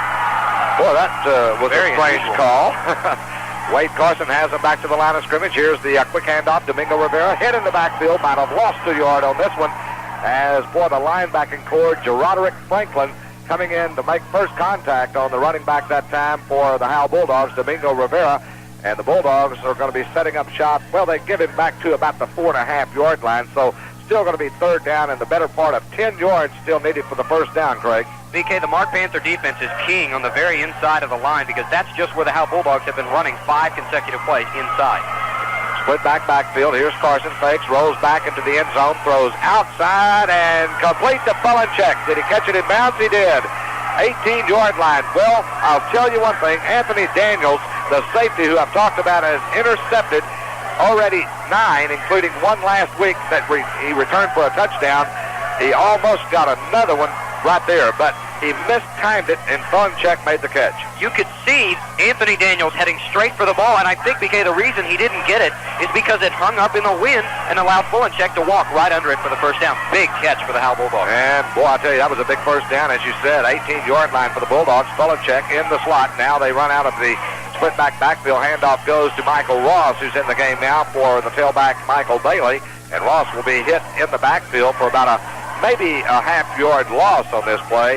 Quickly over to make the tackle again was Kirk Mull, a 169-pound sophomore. Was that a devastating hit a moment ago that he made on the running back Michael Bailey, or what? It was, and it's things like that early on in a game that are going to make a running back very gun-shy, sticking his body up inside, unexposed with no blockers. He'll think about that twice before he goes running in there again. Maximilian comes to the near side as a wide receiver. Fulenchek in motion, sets up in the slot. Here's the quick cross handoff, goes to Michael Ross, and the little trap play there gained about 2 yards out to about the 20-yard line. And now, let's see, coming into the ball game for the Howe Bulldogs, we have a couple of substitutions. That's Matt Cavender, and going out of the game will be Michael Ross. Cavender will come out to the near side as a wide receiver. To the far side is Fulenchek. Now he'll come back in and set up in the slot. 2 backs in the backfield. Here's a double fake as Carson rolls out to the left, throws way downfield, intended for, and we ought to have pass interference and will, as number 16 was the intended receiver, Matt Cavender, and he is going to be tripped up by Anthony Daniels as he got his feet tangled up with Matt Cavender, he went to the turf, and the flag came flying out of there, and I'm not sure that Matt wouldn't have made that catch. Very interesting call. It may have been incidental contact because I thought I saw Anthony Daniels playing for the ball, always wanting to try to get the interception as Daniels. Now the referees are having a powwow here, and surely they're not going to rule this off. They are talking about something, and head coach Casey Rogers for the Mart Panthers is standing on the 45-yard line on the field. So this will be a very interesting call, and well, it's going to be pass interference, and it will be I believe that's a 10-yard penalty now instead of, or a 15-yard penalty instead of where the ball would have been completed, unlike in the pros. But I just noticed now, BK, that there is a flag back around the 13-yard line in the Howe Bulldog side of the field, so that may have played some role in the official's decision on how to mark this ball and spot it after 2 consecutive penalties. The referee has never really given us an indication as to what the penalty was, and maybe we can go down on the field here in just a moment with Gentry Little and find out exactly what the call was. We have 6:47 left to play in the first quarter. If you've just joined us, the Mart Panthers scored on their first offensive play of the afternoon or the evening, and that, of course, a pass to Anthony Daniels from their quarterback, Chris Ward. 67 yards it covered. They lead 7-0, but the Bulldogs have a first down and 10 at their 35-yard line. Quick handoff goes to Domingo Rivera. A fumble on the play and a big scramble for the football, and I'm not sure, but Mart says they have the football. They'll have to unpile everybody and see. That handoff was intended for Domingo Rivera, and it is first down for the Howe Bulldogs. So I don't know who comes. Well, yes, I do now. That's going to be Michael Bailey. No, that's Domingo, who must have got back on the football. Very lucky. That could have been a devastating break, especially with the ball deep in the Howe Bulldog end of the field at their own 35. And BK, I've noticed something that the Howe Bulldogs are getting themselves in third down situations and having to force themselves to throw into this wind, and I don't think they can keep that up all night, especially in this wind. Matt Cavender coming to the near side in the slot once again, I formation otherwise. Here's the handoff, goes to Michael Bailey, and he'll be hit after he got a yard to about the 36-yard line. Roderick Franklin, the linebacker, and boy, they do have some very quick linebackers led by Franklin and Kirk Mull. I am very impressed with both of these linebackers early in this football game. We have 5:47 left to play. 7-0 is our score. Let's go down on the field once again to Gentry Little. BK, down here, the ball is on the near side, which is the far side from where you are. I tell you, the I-formation sweep is working because of the way the linebackers are set. Back upstairs. Split backfield as Carson drops straight back to pass. Pumps, fires, incomplete. And I believe that was intended for Fulinchek out around the 43-yard line. And it was a little bit highly thrown. That time he tried to put a little more mustard on it and get it through the wind, and he put too much on it. He sure did, and I think it may have been he was having to force the ball because a lot of pressure was coming inside, mainly by Matt Tilley and Brad Schimler, to force Wade Carson to have to get that ball off, and he just overthrew his receiver by far. Monty Walker standing at his 23 gets a low snap, kick away, and he gets a nice kick away that's going to bounce inside the 30, the 20, the 15, inside the 10 to the 5, and it will be down at the 3 or 4 yard line by the Howe Bulldogs. And you talk about a pressure punt. Mr. Monty Walker got off one that time. That had to be, a 53-yarder into a 25-mile-per-hour wind. He did get a good roll, but he got an excellent kickoff anyway. Every bit of 53 yards, BK, and I said it on Howe's last possession that Monty Walker was going to have a big game punting, and he showed that he was going to be up to the cause that time because he just got off a rocket and got the benefit of the doubt on the roll. And what a great turn of events this is for the Howe Bulldog defense with the Mart Panthers so deep in their own territory. 59-yard punt officially, or unofficially, I guess I should say. At any rate, Monty Walker comes through. Now if the defense for the Bulldogs can come through, they could get some good field position. Here's the I formation. Handoff goes to Roderick Franklin. Correction, that's going to be Edward Hancock, the tailback. He is their leading rusher, and it's kind of funny because he only has 358 yards on 91 carries. That's only a 3.9-yard average, but according to their coach, Casey Rogers, he is their leading ball carrier. Now, maybe he was injured or didn't play the entire season, but that's not a lot of yardage. Well, how about 2 words, BK? Anthony Daniels. You know, when you can throw to a man who's as fast as he is out in the flats, then maybe you don't need a big rusher in the backfield. Gain was 3 a moment ago. Jason Mitchison made the tackle. I formation again, 2nd down and 7. Here's the handoff, and it goes to the tailback. He'll squeeze his way out near the 7 or 8 yard line, and there he is met by several of the Bulldogs. Getting off the bottom of the pile, Daniel Williams, the right tackle, It'll bring up third down, and Mart will need about 5. A big third down play here. You don't want to let them get that first down if possible. This could give the Bulldogs pretty good field position with only 4:17 left to play in the first quarter. They could play that field position and get that wind advantage, and I think the Bulldogs can move the football against with the wind. Right, BK, a very important 3rd down and 5 situation, something that the Howe Bulldog defense needs to exploit right here and now if they intend to stay with the Mart Panthers. Full house backfield, I formation, flags on the play, fumble on the snap, but the quarterback gets on it, and the flags fell before the snap anyway. But it looks like it may go against Mart for illegal procedure, and it will. Let's go down to the field with Gentry Little. BK with us now, Sean Stevenson, who was injured last week in Howe's victory. And Sean, first play that Mart threw was the old halfback option and 7-0, but you've been through this before. Yeah. They came out early and got a little trick play on us, but we're used to that. We're used to coming back from somebody scoring on us first. So we got them feeling deep right now, and I think we're going to do it. Back upstairs, back upstairs. Thank you very much. As we go back to play, 3rd down and 10 after the penalty. Here's the quarterback, and he'll fake, rolls out in his end zone, and will be, I thought he was going to be hit around the 2 or 3 yard line. He was, actually, but he managed to get it out to about the 8 or 9 yard line. Matt Cavender on the tackle, along with John Norwood, that fine linebacker for the Bulldogs. He didn't get enough for the first down, so it's a punting situation for the Mart Panthers. And, boy, the Bulldogs, if they can take advantage of this field position right now, and if this kicker doesn't get off a tremendous kick, Bulldogs should have that field position. This is a big opportunity for the Howe Bulldogs, and let's see if they can take advantage of it right here. Here is the punter, O'Neal Hurth, and he gets a short one off that's going to bounce at the 45-yard line and out of bounds at the 45-yard line, actually just inside the 45 in Mart territory. So that was not a very good punt with the wind, only 29 yards as I have it. So the Bulldogs will set up shop in great field position in Mart territory. Something, BK, that the Howe offense is going to need to try to do is keep themselves out of 3rd down situations and having to throw the ball, especially into this wind that keeps seeming to swirl around and cause havoc with the Wade Carson passing attempts. And if they can go back to get 8 yards on first down like they did on the first series, they may have a lot easier time against this Panther defense. Split backfield for the Howe Bulldogs. 2 wide receivers to the left side. Here's the handoff. Michael Bailey drops the football. Big rush for it, and let's see if he gets it. He does. He gets it back. But that pitch actually was there. It looked like to me the quarterback, Wade Carson, Michael Bailey just couldn't hold on to it, and you might even think that the wind might have a little bit to do with those pitches, and certainly the cold temperature. Especially since it may be swirling, and you're right, BK, it may be a cold temperature just affecting the hands of the running backs and the receivers. It's almost a replay of what we saw last week in the Alma game early in the first half when the same thing happened. It looked like Michael was going to have some room to run that time, but he couldn't do that without the football. Here's the quick handoff, Michael Bailey, and he'll split right across left tackle and left guard for about 3 or 4 yards up to the midfield stripe. He followed Damian Harden, his tight end, and the left tackle, Monty Brown, actually, and gets about 4 yards of that 10-yard loss back. 3rd down and 15, still facing the Bulldogs, but still the field position is playing in their favor. Very, very big question right here. They need to get the first down, but you're right. They do have field position in their favor with the ball at the midfield stripe right now. Here's Joey McMillian to the near side. To the far side is going to be Fullencheck. Here's the quarterback, Carson, rolling to the right, getting a rush. Steps up into the pocket, and then he is going to be sacked around the 48-yard line as 3 of the purple shirted Panthers gang tackled him. Number 62, Jerry Simpson, the defensive end, was the first to lay contact on the quarterback, Wade Carson.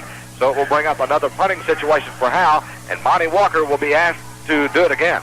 BK, a beautiful read that time by the Panther defense. They sent 11 men on the field. 7 of them were rushing. 4 were in man coverage against the 4 Howe receivers. And it sure affected Wade Carson that time. Here's a good snap. And Walker gets the end-over-end kick away, bounces at the 20, down to the 15, picked up there, back up to the 20, 25, 30. And this is Anthony Daniels, and he'll get it out to about the 37. There was a fumble on the play as he was hit hard there by one of the Bulldogs. The ball came flying out of there, but I believe Mart got back on it. I think what they're going to rule, BK, is the official said from his actions that Daniels evidently stepped out of bounds at about the 35-yard line, then was popped by John Norwood, and then the ball came out, but it was after he was out of bounds, so a big break that time for Casey Rogers and the Mart Panthers. Well, the Mart Panthers, with that good run back, get field position in their favor with 1:39 left to play in the first quarter. You hope they don't score anything big here before they have to go against the wind. As Chris Ward has them back to the line of scrimmage, split backfield, 2 wide receivers to either side. The Bulldogs in a 7-man front. Now here's the handoff. No, it's not. It's the fake. Here's the rollout. Down pass. And it's going to be Anthony Daniels. Complete to the 40, 35, 30. Cuts it back inside 20. Nobody's going to catch him. He's inside. Yes, they will catch him. And then they say a touchdown. Well, Damian Harden came running over, and I want to tell you one thing. He was showing off a little bit. Anthony Daniels, after he caught the ball at the 20, he made a good cut inside one of the defenders of the Howe Bulldogs. And after he got it to about the 10-yard line, he just quit running. And Damian Harden came flying through there, almost had him.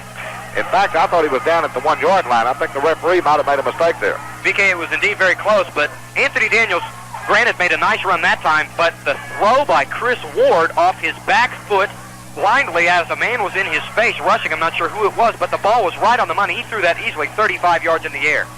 Here's Forrest with the extra point. Kick on the way. It looks good from here. No, it is not. It's wide to the right. 13-0 is our score with the Mart Panthers having the lead. The Bulldogs have been burned twice by Anthony Daniels and quarterback Chris Ward on long pass plays. And we'll be back with more Howe Bulldog football on KMKT 104.9 FM after this timeout.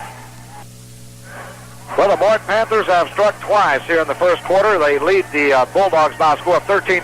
It's been two big pass plays to Anthony Daniels. That's been the difference in this football game. The Bulldogs, I thought, were going to be able to hang in there for that first quarter and get the win, but now they trail 13-0. Here's the kick. It's going to be Michael Ross fielding it. Now the fake, and here comes Michael Ross to the 20 and out to the 21-yard line. I got to figure out, that's Scott Grogan who fielded that football and was running the starburst play that time. He handed it off finally to the last man through. That was Michael Ross, who will get it up across the 20 to about the 21-yard line, possibly. I believe that's where they're going to mark the football. But at any rate, the Bulldogs have got themselves in a big hole now. They have come back from behind on several of occasions, as we've mentioned. But against a team like the Mart Panthers, you just can't let them do what they've been doing. No, they've been getting their receivers behind the defensive backs of the Howe Bulldogs, and if that happens all night, BK, it could be a very long evening for this Howe Bulldog team. Bulldogs coming to the line of scrimmage. Two wide receivers to either side. Here's Carson, rolls out to the right, wants to throw. Over the middle, intended for fallen Damian Harden, and boy, was he ever whacked after the pass went over his head by number 84, and I tell you, he just laid a good one on him. That was Anthony Lewis, BK, and I don't even know for sure if Damian Harden knew that ball was coming to him, unless he just knew that Anthony Lewis was going to come over and clean his clock, because that's exactly what he did. He just put Damian Harden on his back, and he's still down on the field being attended to right now, and here comes head coach Joey McQueen to see if he's okay. Well, Damian's okay. He gets up and starts to run off, but that hit actually could have been a late hit, I think, because the pass was already overthrown, and it looked to me like Anthony Lewis saw that and still hit Damian Horton. I think Coach Joey McQueen is a little upset with the hit himself. I think you're right. He was saying something to the official on his way off the field, maybe, hey, that was a very late hit, and you could be very well right, because a vicious hit like that can keep a player out of the game for good. I mean, very dangerous hit. Jordan McMillian comes in now for Damian Harden, who goes out of the ball game for a play. Minute 15 to play in the first quarter. 13-0 Mart with the lead. Here's the Bulldogs. Wade Carson rolling out to the right. After the fake, throws downfield. Got a man. Incomplete, as it was intended for, let's check that. I think it was Monty Walker out there. It was Monty Walker, it looks like, from here. Now, tell you what, now I was not informed of some of the number changes, but that is not a number change. It was Monty Walker, as you said. The pass was there. Walker just couldn't hold on to the football. It was in between two defenders, and he threaded the needle. Let's go down to Gentry Little. BK, down here on the field, the coaches down here at the house are screaming because number 82 for Mart has been taunting. He would stick the ball in the defender's face. More on this after this, right after this. Go back upstairs. 13-0, high formation for the Howe Bulldogs. Delayed draw goes to Michael Bailey, who slips and falls at the 19-yard line. And the Bulldogs are going to be having to punt this football away again. They got the first down. They got the first down of this football game, and it looked like they were going to be able to run the football. But after that first down, they really have not been able to do much offensively against this Mart defense, and a lot of it has to do with the wind. They have sure been stymied on offense, BK, and Monty Walker's going to have a very tired leg by the end of this game if this keeps up. Walker stands inside his 10-yard line to get this one away. Low snap, gets the kick away barely as the rush was coming. This is going to be a high one. It's going to be held up by the wind, but it gets a good Howe Bulldog bounce across the midfield stripe, down to about the 43-yard line. So there, Mart will have it first down and 10. BK, as I was saying, the number 82 for Mart has been taunting the Howe defense every time he gets the ball. He's sticking the ball in their face as they're trying to catch him. The coaches are very upset about that. Also on that last injury, it was just a cheap shot. And once again, Coach McQueen is telling the referees, hey, call it both ways if you're going to call it. 15 seconds to go in the first quarter, and Howe down 13-0. The wind, as I said, is swirling in the stadium now. It's not blowing across. Back upstairs as the Bulldogs are on defense. I agree with Coach Joey McQueen. I think it was kind of a late hit a moment ago in the taunting. Yes, it has occurred by Anthony Daniels. Here's the quarterback, Chris Ward, rolling out to the right, but he handed it off instead this time to the fullback, Roderick Franklin. And that time the Bulldogs did a little taunting themselves with Todd Ray hitting him right in the hole. He didn't get anything on that one. Bring up second down. They do give him about a half yard. And thank goodness the quarter is over. The Bulldogs will have the win now for a change. And that should be something of a blessing for the Bulldogs. We'll be back with more Howe Bulldog football on KMKT in 1 minute. Did they call that an incomplete pass or not? It was to O'Neal Hurth coming out from the slot position. I thought he had it long enough for the completion. The referee called it incomplete. The Bulldogs had fell on the football for the recovery. And again, just by a little bit, the Mart Panthers will keep the football. And it looks like so far the breaks have been going Mart's way early in this football game, but that has a tendency to change throughout the broadcast. BK, and the Howe defense is starting to tee off now, hitting the players of Mart Panthers very hard. O'Neal Hurth that time for the Mart Panthers got flattened. Chris Ward didn't let the wind affect him on that pass. Boy, he really fired a rocket in there. It'll be third down and 9. They have two wideouts to the left side. Here's the quick pitch, and a big hole opened up there by Roderick Franklin, who tripped and fell at about the 49-yard line, and that was Edward Hancock's and not Roderick Franklin. That time, BK, Jason Mitchison saved the Mart Panthers from getting a first down as he tripped up Roderick Franklin in the backfield and caused him to stumble well short of the first down. So Howe will get the ball back for the first time this evening with the wind at their backs and see what they can do with it. It was actually Hancock's with the ball, but you're right about Mitchison. Boy, here's a high snap, but the punter, Forrest, gets it down, gets his toe into it, will bounce at the 20, and then the Bulldogs are going to let it go and roll that at about the 15-yard line. And I'll tell you what, one of the receivers, that was Scott Grogan, I believe, was just flattened by one of the Mart players as he was watching the ball roll dead. One of the Mart players came in, and I mean just blasted him. And you can hear across the way the Howe Bulldog fans are getting a little bit tired of this. They don't like it at all. And BK, I can tell you who the man was that just went down there. It was Chad Cohen, who just went down and flattened. You're exactly right. He just went down and flattened. I believe it was either Michael Ross or Grogan, who was just simply watching the ball bounce backwards. It was just a flagrant hit. Well, they put up about a 7 or 8 man front, and they just dared you to throw the football. Well, everybody was coming that time exactly, and the offensive Howe managed to get around the main flow of the men coming through the offensive line. But you're right, Roderick Franklin just sliced through to make the tackle that time. A beautiful open field tackle. Bulldogs facing third down and 8. The ball at the 17-yard line. Has no gain on that last play by Michael Bailey. Split backfield, two wide receivers to the near side. Here's Carson back to pass. Got a man out there. If Damian Harden can catch it, he does. And he drops it, but we have pass interference. It's going to be on Kevin Hancock. And had Damian Harden been able to hold on to that football and his footing, we would have been 13-6. However, there is a flag. He did drop the football. Should be pass interference against Mart. Let's go down to Gentry Little. All right, BK, down here once again, the coaches are screaming that Mart, for unnecessary reasons, is throwing cheap shots. And but one of the managers down here said it's just like a hit. Yeah, it's just like a hit, but that could cause a serious injury to the neck, spine, or any part of the human. You know, it's fun to hit and everything, but you need to do it within the rules and not throw a cheap shot. Back upstairs.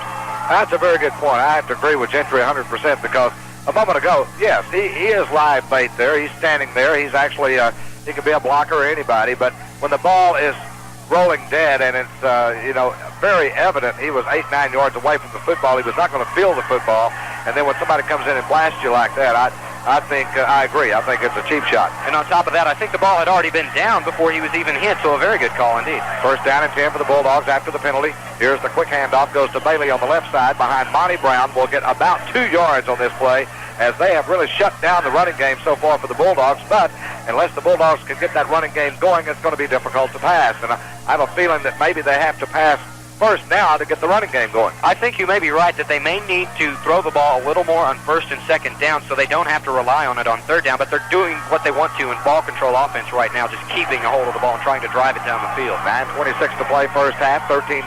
Mart with the lead. Here's the handoff goes to Domingo Rivera trying to get outside. He'll barrel his way across the 35 out near the 37. He was finally hit over there by, I believe that was Jerry Simpson, the defensive end. And certainly Domingo really showing some heads-up play there. It didn't look like he was going to be able to make anything, but he did make something. BK, real quickly down here with Sean again, who is on crutches and has an ailing foot. Sean, it's interesting. It seems that penalties are the only thing that are working right now. So we'll send it back up to BK and talk about it after this play. All right, let's go back to play. Here is the pass, and it is going to be on the inside of the intended receiver, Joey McMillian. No, that's correction. That was Matt Cavender, the intended receiver, out around the 48. The pass went on the opposite side of the way he had his shoulder turned, and it goes incomplete. Let's go back to Gentry. Sean, as we were talking about, it seems penalties is the only thing that's working right now. What does Howe need to do on offense? Well, I'll tell you what, they need to just get down and dirty with these guys. These guys are, getting cheap shots on us and everything else. Back upstairs. Here's the snap back to Monty Walker. Gets his toe into it. It's going to hit around the 25, and will take an awkward bounce. And Anthony Daniels feels the ball at the 20 and then tries to squirt through. A couple of the Howe defenders did to about the 25-yard line. So from that point, it'll be first down and 10 for the Mart Panthers. All right, Sean, once again, it seems that Mart is giving the cheap shots, but the officials say it's just a regular hit. Well, yeah, they can say that, but I guarantee you, there's no need for that kind of stuff. People back home want to know how your foot and leg are doing. Well, it's doing all right. I just, sure wish I was out there. It's not giving me a whole lot of trouble. It's real cold. Back upstairs, BK. And I imagine it is cold on that foot. 8:35 to play in the first half. First down and 10 for the Mart Panthers. Handoff up the middle, and almost breaking out of there was the running back, Gerarderick Franklin, gets it to the 31-yard line. Matt Cavender with the tackle, but again, they're getting good yardage on that first down play, and that's something that now the Bulldogs are going to have to take away because they're going into the wind. You want to put them in a passing situation now and not let them run the football. That's right, BK. You want to make Chris Ward throw the ball, even though he has a very strong arm. If he can get the ball up in the air and let it hang, it's almost fair game for the defensive backs of the Howe Bulldogs. 8 minutes left to play in the first half. Split backfield, two wide receivers to either side for the Mart Panthers. As the quarterback, Ward will fake, rolls out to the left, trying to find a receiver downfield. Does. Here's Anthony Daniels up to the midfield stripe. Daniels fell down that time. Wade Carson had him, and Daniels, as he made his cut to the left, fell down. He got back up and went back across the field. Wade Carson was chasing him, and just as he caught the football that time, Carson brought him down. But that is a sign of a great receiver, as he fell down, and he just kept on until he managed to find an opening. And what great protection Chris Ward had to throw the ball that time. He had the right guard, Chris Foley, and the right tackle, Matt Tilley, pulling around to his near side to giving him great protection in the floating pocket. And he had all day to set up and throw that ball. Chris Ward with over 1,200 yards passing this year, and he's certainly shown me why. 7:26 left to play in the first half. Here's Ward straight back to pass. Looks downfield, throwing long, and this one is going to be overthrown against the wind, if you can believe this. I tell you what, he throws a beautiful spiral. O'Neal Hurth, it's very tight, and it doesn't look like the wind has any effect on his throw. BK, he threw that 45 yards into that wind. I mean, good gracious, if there was no wind, how far would that ball have gone? I mean, I would not want to be one of his receivers. I mean, granted, he throws great passes, but boy, if you can run that far and catch them, I mean, that's good. But, well, there's going to be some tired receivers on the Mart Panthers side of the field this evening.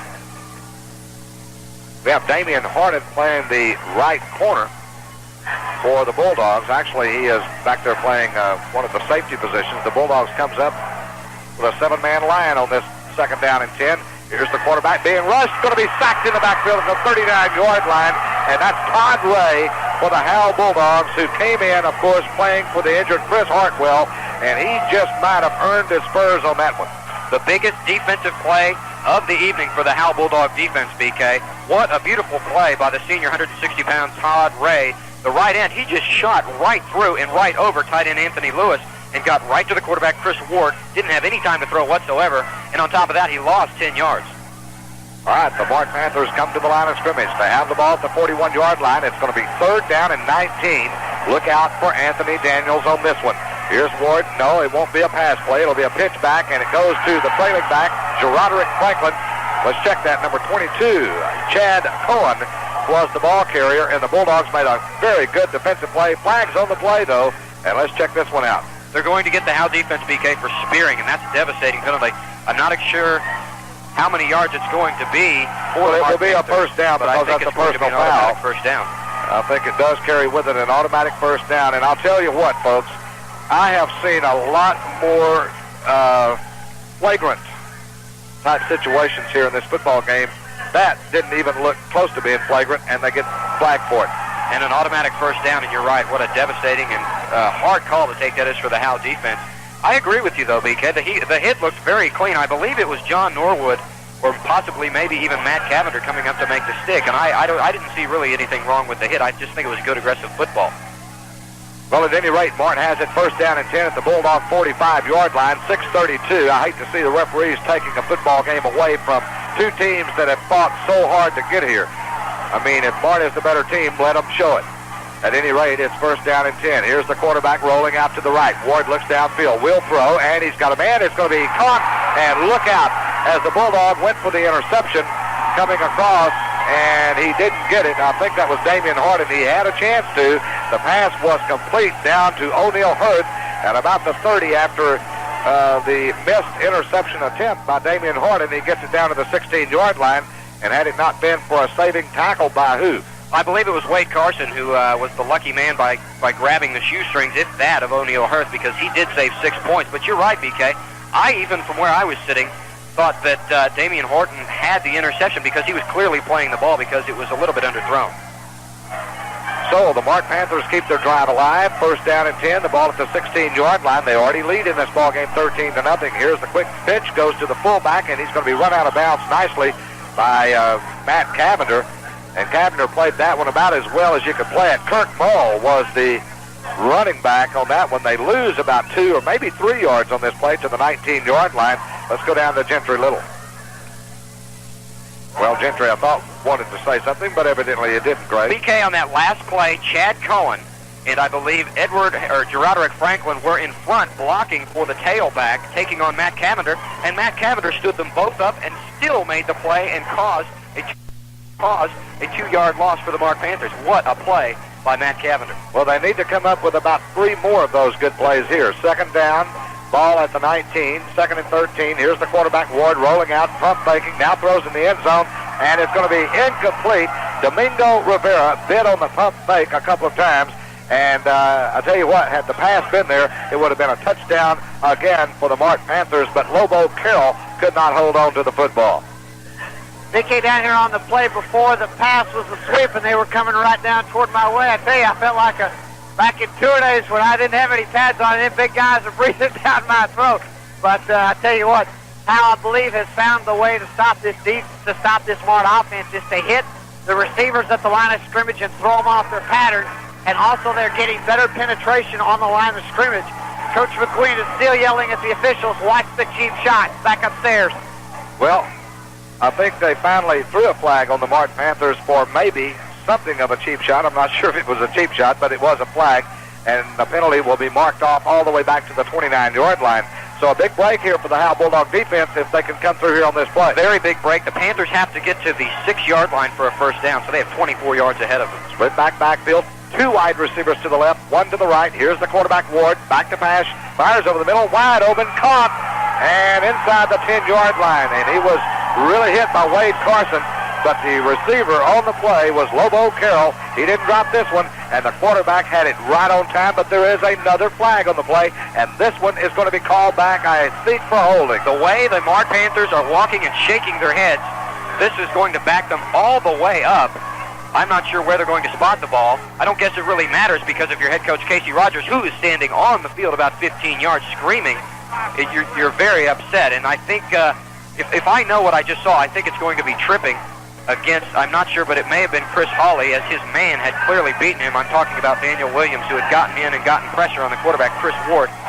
And, boy, you talk about a change of events. 2 consecutive penalties against the Mart Panthers. BK, remember, they had first down at the 16-yard line of the Howe Bulldogs, and now it is second down and a taxi ride from the 42-yard line of the Howe Bulldogs. All right, Mart back up to the line of scrimmage. The ball at the 44-yard line in Howe Bulldog territory. They were inside the 10 after that last play, but the penalty brought it back. Here's the pump fake again, and here's the pass downfield. Complete 10-5, touchdown for the Mart Panthers. And again, it was number 12, Lobo Carroll, and for 3 consecutive times, the quarterback has went to Lobo Carroll, and he beat Wade Carson, I believe, on that play. It looked like a mix-up in the defensive backfield for the Howe Bulldogs. And you just can't make mistakes against this kind of a passing football team who just love to go deep. BK, what happened is they sent Anthony Daniels across the middle, and that brought in the defensive secondary of the Howe Bulldogs, and it left it wide open along the near left side for Lobo Carroll, who got in behind Wade Carson and I believe Domingo Rivera all alone down at the 10-yard line. And what a beautiful pass by Chris Ward, who was on the run, throwing against the grain to get that ball to Lobo Carroll. And we've seen the Howe Bulldogs down in the first half by a lot of points, but we've never seen them down 19. Don't count them out by any stretch of the means, but they have a long road to hoe right now. Yeah, they really do. And unless they get more pressure on this quarterback, and you almost can't do that, because to put more pressure on the quarterback means you have less defenders on those wide outs. And I'll tell you, these are the best wide outs I have seen. I knew they were good. I heard all about them, and especially Anthony Daniels. But, boy, this guy here, Lobo Carroll, when he caught that football, he looked like somebody, I don't know, was chasing him, and he was very scared or something. He looked like he was shot out of a cannon because he was streaking wide open down the near left side. But I'll tell you, Chris Ward just has had all the time in the world. Very poised quarterback. He feels, I think, very confident out there with such early success against the Howe defensive backs. 5:14, let's play in the first half. 19-0 is our score. Mart will go for the 2-point conversion. Here's the quarterback, Ward, back to pass, fires, got a man in the end zone, knocked away nicely, though, by Domingo Rivera, as that pass was intended for Roderick Franklin coming out from his fullback position. So the score remains at 19-0, and the Bulldogs will hopefully get something going before halftime here to pull themselves within striking distance and hopefully pull off another big rally in the second half. We'll be back with more here on KMKT 104.9 FM in 60 seconds. BK Lindsay back with Craig Sisti and Gentry Little as the Mart Panthers have scored again to make it 19-0 with 5:14 left to play in the first half. The Bulldogs, if they're going to get back into this football game, have to show something. They really don't even have to score, but they have to be able to know that they can move the football against this Mart Panther defense. It's not that they are out of this football game, but they have to show something of signs that they can do that. You're exactly right, BK. The defensive backfield for the Howe Bulldogs really has to get something going and try to shut down this very potent Mart Panther throwing scheme. Here's Grogan. Will field the ball. The starburst now will go right up the middle. Michael Bailey gets a little hole, 30. Look out, he's to the outside, 32. Couldn't beat the man, though, that tackled him on a sure tackle. Lobo Carroll. And I'll tell you what, that's a football name if I ever heard one. Let's go down to Gentry Little. Okay, down here after that kickoff run, the penetrations right now as we have it is 0 for Howe and 4 for Mart. That's according to the official book that's down here with me. Coach McQueen said to the offense, hey guys, let's see if we can drive it down the field and get some confidence back. I mean, down 19-0 here in the first half. Howe's got to put some offense, and they got to do it quick. Back upstairs. Yep, they do, and believe you me, penetrations is the furthest thing from his mind right now. Here's the handoff, goes to Domingo Rivera, breaks a couple of tackles, and let's check that. That's John Norwood. Norwood gets it to the 39-yard line. He was tackled there by number 63, Greg Stieg. And this guy, Stieg, I was going to mention him a moment ago, he's only a 130-pounder, and he's a linebacker. Must be a mean one. He's a very mean linebacker and a very small linebacker. I think maybe he wears the big number in number 63 to make himself look a little bigger. But this little guy can really stick. You're right, BK. 4:35 remaining in the first half. The Bulldogs need about 4 on second down here. Here's Carson rolling out to the right, getting a rush, now sets it up. And it was, actually they were trying to set it up on the throwback, more like a screen pass to Michael Bailey. And the rush came in a little quicker maybe than Carson expected. He had to throw the ball. Actually, he didn't really have to throw the ball that quickly. He had time to set up, but I don't think he thought he was going to. He did have time to throw the ball, but 173-pound sophomore for Mart, Damian Baker was really coming down the pipe and ready to lay the hammer on Wade Carson. If Carson had waited a little bit too much longer, he would have been nailed. Wade Carson has him back to the line of scrimmage, third down and 4:27 to play first half. Here's Carson back to pass, shoots in the flat, got a man, complete, and boy, is he stuck. I'll tell you one thing about this Mart team. They may hit a little bit late on occasions, but boy, when they hit you, you know it. James Fulenchek did a great job holding on to that football for the first down up around the 46 or 7 yard line. And he was popped by O'Neal Hurth, the 168-pound junior who just put his head down, and you're right, just knocked the receiver back about 5 yards, but they did get the first down, and it was a great show of hands by the receiver. Joey McMillian goes out far to the left side as a wide receiver. Full house backfield. Now Fulenchek sets up in the slot. Here's Carson Fakes rolling out, being chased, will be sacked back at the 41-yard line. Number 48 coming in there to make the tackle, Kurt Mull. He's made a couple of gem defensive plays for the Mart Panthers tonight, and that was one of them. Mull just simply beat, I believe it might have been Terry Dedman or Jared Powell on the left side of the offensive line for the Howe Bulldogs, because he just blew in like the wind that we've seen all night and just got all over Wade Carson and drug him down from behind for about a 5-yard loss. 3:50 clock running, first half. Bulldogs facing second down, and after the loss of 6, they'll need 16 for the first down. Here's Carson, fakes to the right, rolls to the right, now looks downfield, throws long, and it's going to be out of bounds. It was intended for Monty Walker out around the 29-yard line, but that pass was thrown way out of bounds, and he had double coverage that time. And, of course, number 82 was the man coming over, Anthony Daniels.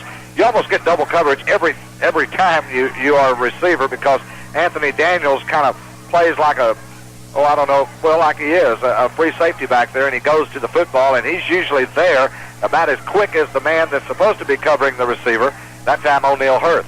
What Daniels does is he allows all the other defensive backs for the Mart Panthers to play man. He stands back about 15 yards off the ball, waits to see where the ball is going to be thrown, and hustles over there. That may be one of the reasons he has so many interceptions. Third down, 16. Carson rolling out, being chased, gets away from one man, now throws it across the body, and it's intercepted at the 48-yard line. Let's check out the number 82, Anthony Daniels. Gets interception number 10. Last week he had number 9 and returned it for a touchdown. This time he fell down just as he caught the football. Let's go to Gentry Little. All right, BK, with 3:28 to go, that's not what Howe wanted, was an interception. That's the thing that quarterbacks are taught, not to throw it across their body in the middle. That's the interception zone. Should have thrown it out of bounds. Got to stop Mart here, BK, and at the end of this quarter, we will talk to Coach McQueen of Howe. At the beginning of the third quarter, we'll talk to the coach from Mart. Back upstairs.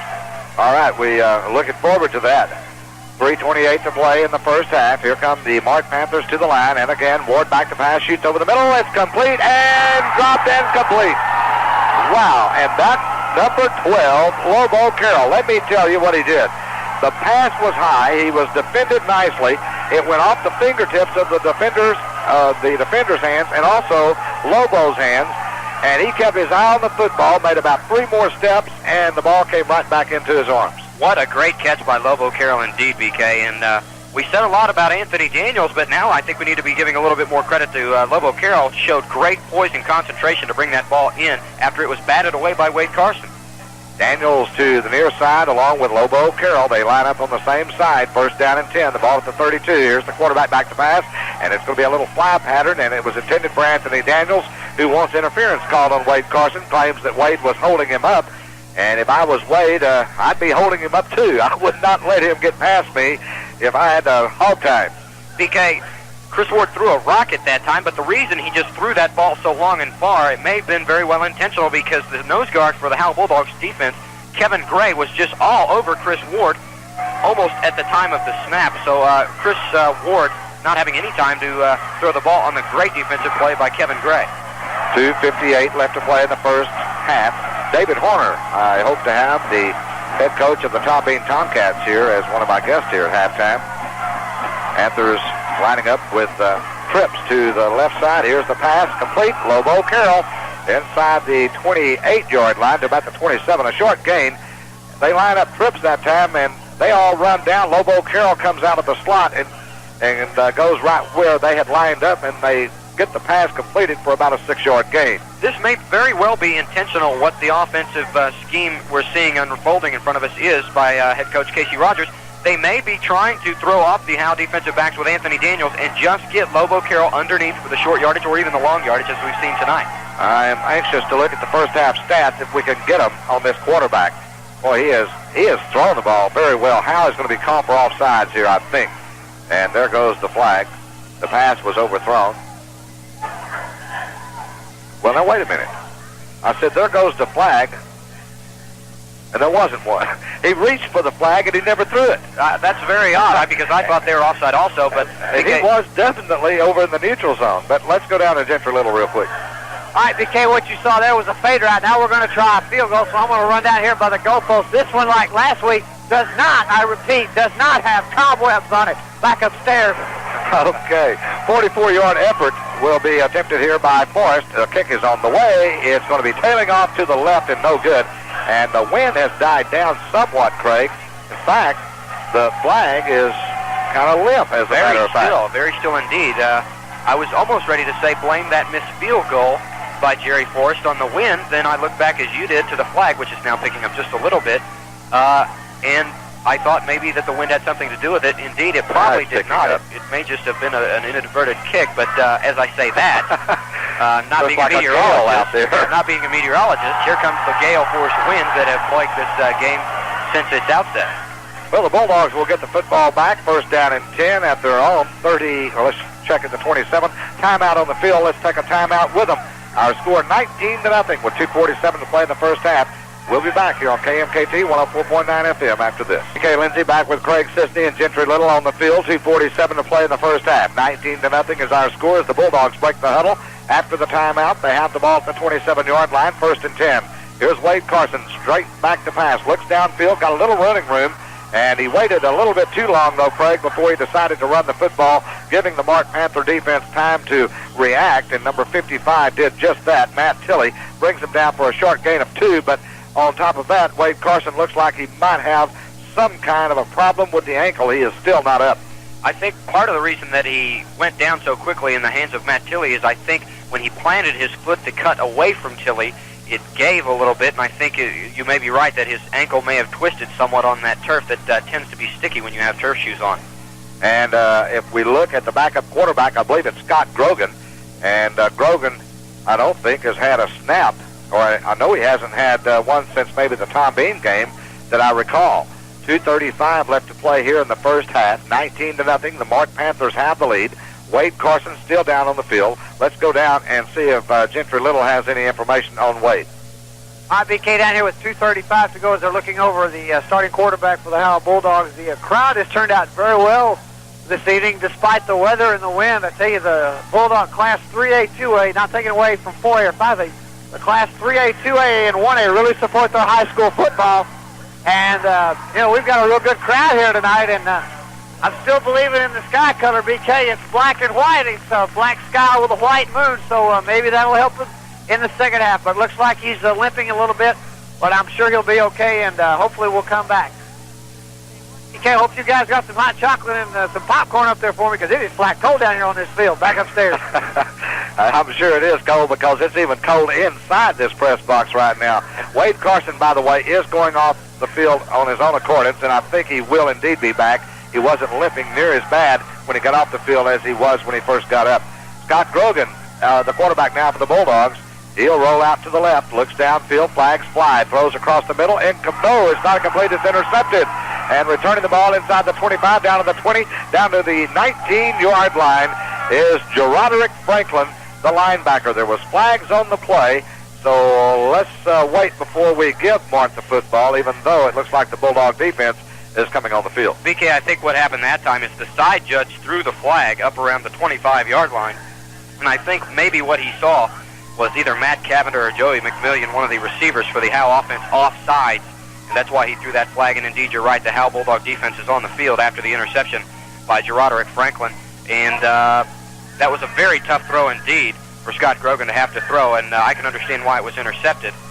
And let's just hope the Howe Bulldog defense can hold off against this very, very, very strong Mart Panther offense with only 2:22 remaining till the halftime, because during halftime that Coach Joey McMillian has been able to work some wonders in the past. Well, it probably doesn't matter at this point, but that is a penetration, by the way. That's right. 19-0 is the score. Mart having the lead. I formation as they come to the line of scrimmage. Pitch back, and this goes to the tailback, who was hit in the backfield, slowed down nicely there by number 82, Todd Ray. And then, of course, Domingo Rivera comes in to make the tackle on Geroderick Franklin. And so, with 2:08, the clock running, the Mart Panthers will be facing 2nd down and 10. And that was a nice play by Todd Ray, who came crashing in there. Very nice job of the the defensive line of the Howe Bulldogs as they strung out the offense, and that's what's very important to do on those type of plays, especially if they come around the side. But it was a beautiful execution by the Howe defense in stopping the Panther offense for no gain at all. Chad Lewis, the center, up over the ball for the Mart Panthers, a 183-pound senior. Here's the quarterback, Chris Ward, going back to pass, throwing toward the end zone. Intercepted, and Damian Harden didn't drop this one. He's back to the 10, to the 15, and tripped up there. So the Bulldog fans have something to cheer about across the way. Damian Harden played that one very nicely.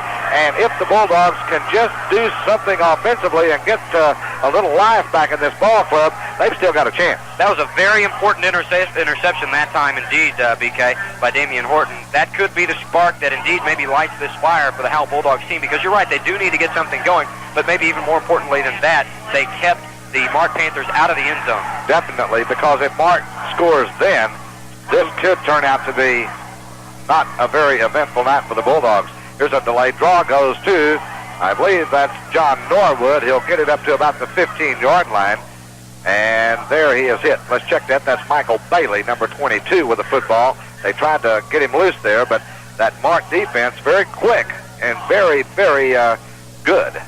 They are stretching out the offensive line of the Howe Bulldogs and stuffing up any possible holes that the running backs have to run through. And I would hope that maybe they would start to throw the ball up a little bit, but then Grogan is still in there, and we haven't seen the return of Wade Carson yet. High formation for the Bulldogs. As Grogan, now Mart almost jumped offside. Grogan still barking signals, now looks and looks. He's back to pass, being rushed. Going to be hit as he, this is bad news. Mart will have the football inside the 2-yard line as Grogan never raised the arm to throw the football. He was hit from behind, and Mart has recovered the football at about the 1 or 2 yard line. And let's go down to Gentry Little. All right, BK, he was down on that fumble. Good call by the officials there. They said his knee was down. Unless they've overruled him. No, he was down. Hey, it's interesting. That interception, BK, real quick, just maybe the spark that Howe can take into the locker room with him. The defense right there showed that they could stop the run and shoot or the multiple offense of Mart. And with 34 seconds, Coach McQueen just may want to run out the clock. We'll talk to him in about 30 seconds. Back upstairs.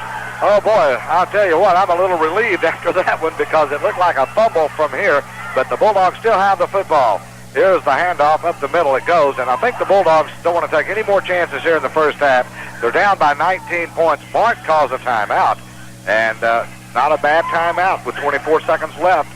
Fourth down for the Bulldogs, and they're going to have to punt the ball, even though they will be punting with the wind. Monty Walker will have to get off a good one, and you don't want to I think in this case you don't want to outkick your coverage either, because when this guy Anthony Daniels gets the football and he's got room to operate the football after he catches it, it could be off and running again. Good point, BK. That's very true, and I think we're going to see a lot of people on the Howe Bulldogs side of the field hold their breath when center when center Daniel Williams snaps the ball to Monty Walker, because his 2 previous snaps have been very low. Luckily, Walker has been able to get the kick off.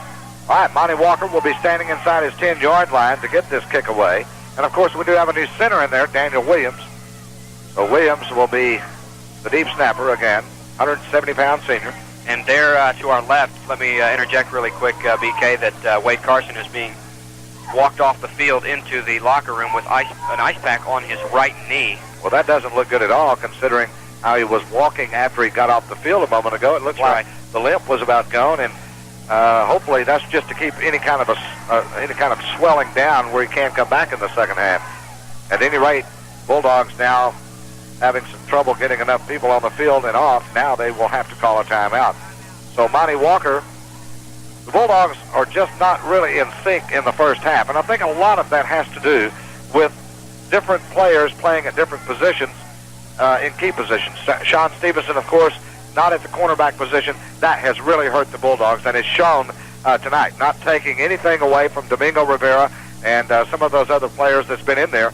But, you know, you take away Sean Stevenson's speed, he's the only guy that I know of in that backfield maybe that can stay up or somewhere close to Anthony Daniels. It's a very good point, BK. And you also have to remember that the Howe defensive backs have seen all kinds of passing attacks this evening by the Mart offense and may just be a little bit off balance trying to understand where the ball is going to be thrown next because they've seen it come from every side tonight. Chris Hartwell, of course, at defensive end and at center. He's out of the ball game. But Todd Ray has played a good ball game. Here's the kick, and it's going to be a high spiraling kick. Anthony Daniels trying to field the ball, won't be able to. The Bulldogs have it at the 47-yard line, and they will have 16 seconds to work with. Anthony Daniels was running up trying to catch that football on the run. He dropped it, and the Bulldogs was there to recover, I think, and you can correct me if I'm wrong, I think that was Dustin Furbish down there. BK, the interception by Damian Horton was an important break for Howe, but I think this one is even bigger because they now have the ball on the 47-yard line of the Mart Panthers, and they really need to take advantage of this. I think that time it was just a case of Anthony Daniels trying too hard. Well, even a field goal would be great. I formation as Scott Grogan has him back to the line of scrimmage for the Bulldogs. Wade Carson out with the injury. Could be back. We don't know. He's back to pass. Will be thrown to the turf by number 48, who came blasting in there. And again, that's Kirk Mull, the sophomore. Man, this guy is a ball player. And with 1 second left, that's going to do it. Let's go down to the field with Craig, or rather, Ginger Little. All right, BK down here with Coach McQueen of Howard. Coach, you're down 19-0. A little bit of a hole to climb out of. Oh, a little bit of hole. It's a big hole. You know, like I told you earlier, BK, if we couldn't stop their big passing, that's all they've done is pass on us. Until we stop that, it's going to be a long night. The offense seems to be moving well on the inside handoff. Yeah, it's moving all right, but dadgummit, if we can't make big plays like they are, we're going to be in trouble. They're passing on us like this. Coach, good luck second half. Thanks. All right, BK, back upstairs. Coach McQueen's got a real big hole to climb out of at 19-0. Yeah, he really does, Craig. And, you know, I don't want to be down. I don't want to be sounding pessimistic. But unless they come up, I'm not so much worried about maybe them coming back and getting something going offensively as I am them being able to hold, as Coach McQueen indicated, the Mart Panther offense, and especially their passing game. That's been the only thing that they've really done well, and they've done it very well. They have indeed, and I think that's reflected very well in the 19-0 score that we have on the board right now. But, you know, one thing that we haven't really pointed out is the Howe defense is really looking very strong on the interior defensive line. They have not given up hardly any yardage to the Mart Panther rushing game. So if they can just take that kind of positive attitude and put it towards a pass defense that would be more suited to shut down this very strong Mart Panther offense, I think maybe they'll have a lot more success in the second half. But you're exactly right that the Mart Panthers have just been able to throw at will against the Howe Bulldog defense. And another thing that, you know, you have to be concerned with the Howe Bulldogs, not necessarily their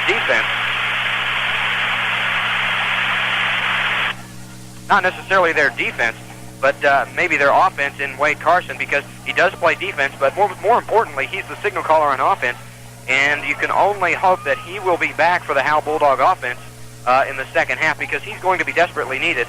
Not that Scott Grogan couldn't do a nice job, but you need the leadership and the experience of the senior Wade Carson back there, and we can only wait till the second half to see if indeed he can stick it out and play. Well, once again, they're going to have to find some way of stopping the passing attack of the Mart Panthers. They have just done it so well here in the first half. The Bulldog defense certainly has their work cut out for them, and the offense does as well now, because you've got to be able to find some way to move the football against the Mart defense, who's played outstanding here in the first half.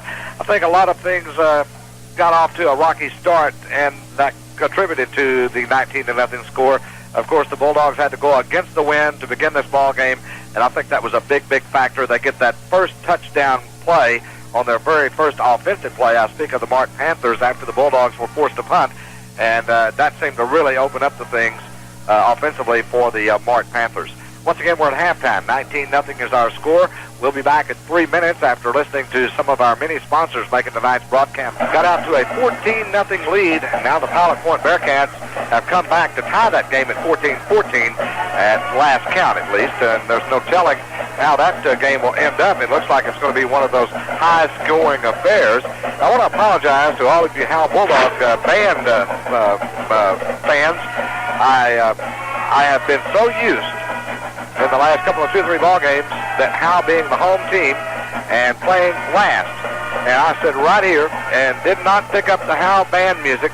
They performed first on the field tonight, and I really do feel badly that I didn't get some of the Howe band music on the radio. This is a fantastic band. I can't tell you how much I love this band, and believe you me, I was sitting here talking, trying to get some things lined up and getting some stats, Craig, and just flat missed the band, and that's one of the highlight things of the whole football game. Some people missed the boat. In this case, we missed the band, and you're right. It's unfortunate. I had a chance to go out on the camera deck and listen to them a little bit, and you're right. Those kids are just outstanding. Even when their team is down by a little bit, they seem to even play better, and I'm sure, as we've talked about in the last few weeks, we've mentioned that they just came back from state competition in Austin with a 3rd place, so they are nothing to scoff at. They are a very well-taught, very well-directed marching band, and they proved it again tonight. And I think the extra weeks of practice and I think these playoff games help them get better because they just seem to get better every week, and they are a fantastic band,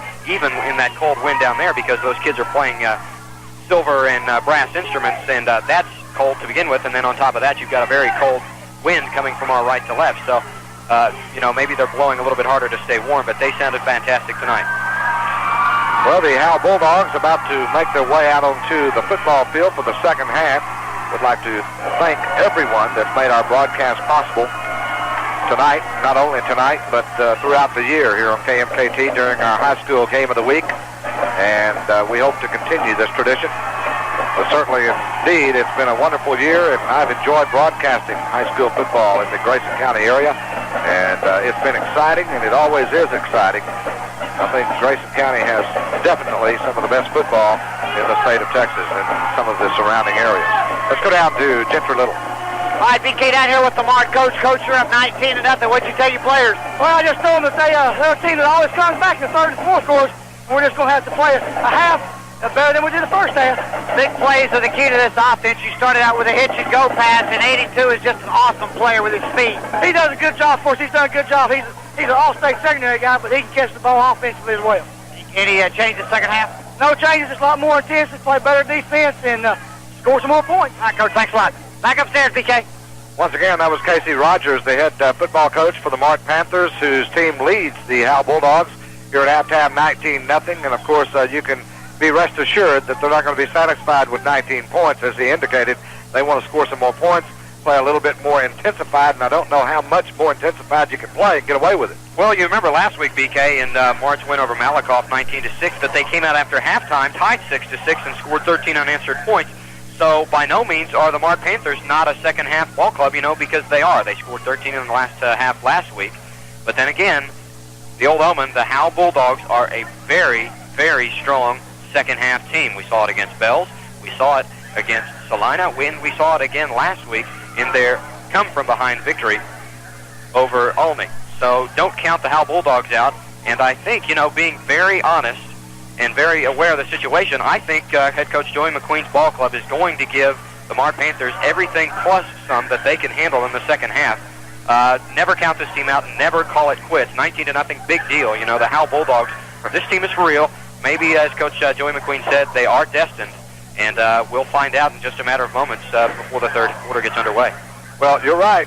They have been in this situation before where everybody has written them off and said, well, it's been a great season. It's been this, it's been that. Or, back in the regular season when they were 2-4, and after the loss to Aubrey, I think everybody said, well, wait until next year. And, well, next year came this year for the Howe Bulldogs in terms of getting into the playoffs. And here they are in the regional semifinals, even though they trailed 19-0. As Craig said, you just can't count out this football team. And the Howe Bulldogs are making a lot of sports writers look very bad. They keep saying, Howe won't win this week. They win. Howe won't win this week. They win again. And they said it this week. They're not going to beat this Mart team. Who can say? I didn't, though. That's right. You told me that never count them out. I Lindsay, do not count out the Bulldogs. Indeed. At any rate, we're getting ready for the second half kickoff as Trey Dedman will be kicking off into the wind. So Mart will have the wind here in the third quarter. And the Howe Bulldogs and Coach Joey McQueen, I almost feel like that this is the right move. You want to have that wind in the fourth quarter, and you hope you can do something here in the third quarter to get yourself back into the football game. Here's the kickoff. It bounces and goes out of bounds at about the 18-yard line. That was a good decision made over there by the Mart Panthers, and that was number 23 who made that decision. I believe that was O'Neill Hurth, BK, and that was a very wise decision. The ball bounced at about the 20-yard line, and it just clearly was going for the sidelines, and he wisely let it go, and will take the 5 yards assessed against the Howe Bulldog kicking team. You might, I thought maybe you might try to onside kick or maybe squib kick this second half kickoff, but I guess that is really taking a big chance because trailing 19-0, if you don't get it, you really set Mart up in a good situation here to blow this game open.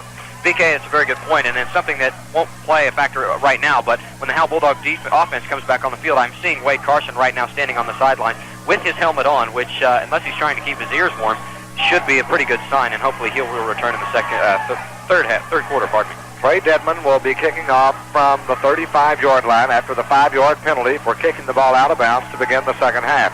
Once again, KMKT 104.9 Sherman, Denison, Texas. We're glad to have you listening to our broadcast tonight, and we hope you will continue to listen. Here is Hurth with the ball inside the 20, cuts it back up to the 25, and there he's going to be hit and brought down at about the 26-yard line. And coming off the bottom of that pile, I believe, is number 50, Monty Ulmer, for the Howe Bulldogs. BK, it'll be very interesting right here to see if the Howe Bulldog offense can stiffen right now, because they really need to stop the Mart Panther offense and get the ball back and try to get something going. Granted, they have 2 quarters to win this ball game, but they have to start, ASAP, like right now. And they're going to have to do it without Wade Carson. Unfortunately, Wade is out with some slight cartilage damage in his right knee. Could play next week, but he will not play, as I understand it, the rest of this game tonight. Here's the handoff, goes to Roderick Franklin, the fullback, gets it up to about the 30-yard line, and there John Norwood meets him and brings him down. A gain of about 3, maybe 4 on the play, bring up second down, let's call it 7, at the ball as the ball is at the 30-yard line. VK, last week the Howe Bulldog offense and defense lost 2 key players. Chris Hartwell and Sean Stevenson went down, and this has got to be the most devastating blow of all. With losing Wade Carson for the remainder of this game, he is going to be sorely missed. Mart breaking the huddle, second down and 6, the ball at their own 30. They run out of a split backfield with 2 wide receivers. Here's the little hitch pass, and it goes to Corral. He'll be corralled and then gets out of it and trying to find some open daylight, and almost escaped out of a trap and managed to get it up to about the 42-yard line. Good enough for the first down, a 10-yard gain, and the Mart Panthers will have 4 new downs to work with. Well, Mart, over the year, they lost their opening football game of the season, 35-7 to Groesbeck, a Class 3A school. Then they shut out Lorena, the Class 2A state champions 2 years ago, by a score of 20-0. Then McGregor, who has always been in the playoffs year after year after year in Class 2A, moved up to 3A this year. McGregor downs Mart by a score of 38-3. I'll get to some of the other scores that they have played this year in just a moment. First down and 10, the ball at the 10 or the 42-yard line. Here's the little crossbuck handoff, goes to Roderick Crawford, and he breaks about 5 or 6 tackles down inside the 45 to the 42-yard line in Bulldog territory, and it's another first down. And let's see, looked like Todd Ray made the tackle for the Bulldogs. They also lost to China Springs, Craig, 26-24. And then after that, it was all wins. They started district play, and actually they beat Teague 27-0. Then in district play over Moody, 28-14. Hubbard 41-6. Rosebud Lott 21-6. Bruceville Eddy 41-14, and Franklin 21-0. In the playoffs, they turned it around and beat China Springs 17-14. Then beat Malakoff last week 19-6. First down and 10, the ball at the 42. Here's Ward back to pass, throws deep, got a man, complete, and it's inside the 15 it's inside the 18 to about the 16-yard line. Craig was calling it incomplete, but he did come down with 1 foot, and that's all you've got to do. Of course, in high school football, that's been the pro ranks. It would have been an incomplete pass, but he caught the ball, got the 1 foot down. It looked like for me anyway, Craig. And the referee evidently agrees with me because it is first down and 10 at the 16-yard line. He had a much better look at it than we did, but what a great catch by O'Neill Hurth to bring that in, and that also, BK, is another penetration, which may not mean anything, but, they have in the past few weeks. The Bulldogs need to stop him here. This will be illegal procedure against Mart. In fact, I was beginning to think they were not going to throw the flags, Craig, and then finally they did. It looked like Mart was having something like a Tupperware party down there because everybody was milling around. in the backfield on the front line, the wide receivers were walking around. I was wondering, geez, is this football or is it cricket? Because everybody was just running around, and then they finally did throw the flag, luckily, and it pushes Mart back out to the 21-yard line of Howe now. Anthony Daniels, of course, on the season offensively has 24 catches, 2 touchdowns, 464 yards. I had one more to that tonight. O'Neal Hurst, 18 catches, 410 yards, and 5 touchdowns. But I tell you what, I don't know how Corral is not in there somewhere. Here's the option play, and a nice defensive play made by the Bulldogs on that one. Number 64, Kevin Gray, the nose guard. We haven't called his name too many times tonight. They have evidently handled Kevin Gray pretty well here in that first half, but in the second half, Kevin may have a different story for him. Yeah, give some credit to the March center, Chad Lewis, 183-pound senior, in containing Kevin Gray for the better part of the first half, although Kevin Gray did have the big quarterback sack of Chris Ward right before halftime. All right, it'll be second down, a loss of 4 on the last play by the Bulldog defensive player Kevin Gray, nose guard, 9:20 left to play third quarter. Here's Ward, rolls out to the right, wants to throw, does, going to be out of bounds with this one. He caught the football, but he was out of bounds. It was intended for, Kevin Hancock. Actually, Hancock, as I said, caught the football, but out of bounds, so incomplete pass, and it will bring up third down and 14. Now, the Bulldogs really need to hold here and stop this Mart drive with no points. Yeah, very critical situation right here, though Mart does have the wind at their back. The Howe defense really has to stiffen up and not allow any type of points whatsoever. All right, here come the Panthers to the line of scrimmage. The ball at the 21-yard line, actually the 20-yard line in Bulldog territory. Here's the quick handoff, hit at the line of scrimmage, and Kevin Gray again did it. Wow, he was on the bottom of that one. And number 48, who got the football, Kirk Mull, he'd been handing out a few shots himself, and this time he got something right back in his face that he'd been handing out during the first half. That's some hard licks, this time by Kevin Gray. Kevin Gray just has fire in his eyes on these last 2 plays and done some very nice defense for the Howe Bulldogs. Jerry Forrest will be attempting a 37-yard field goal. High snap, kick on the way. It's high, and it's long, but it's wide to the left. So the Bulldogs have done their job, even though Mart took this football and drove it down to the 20-yard line.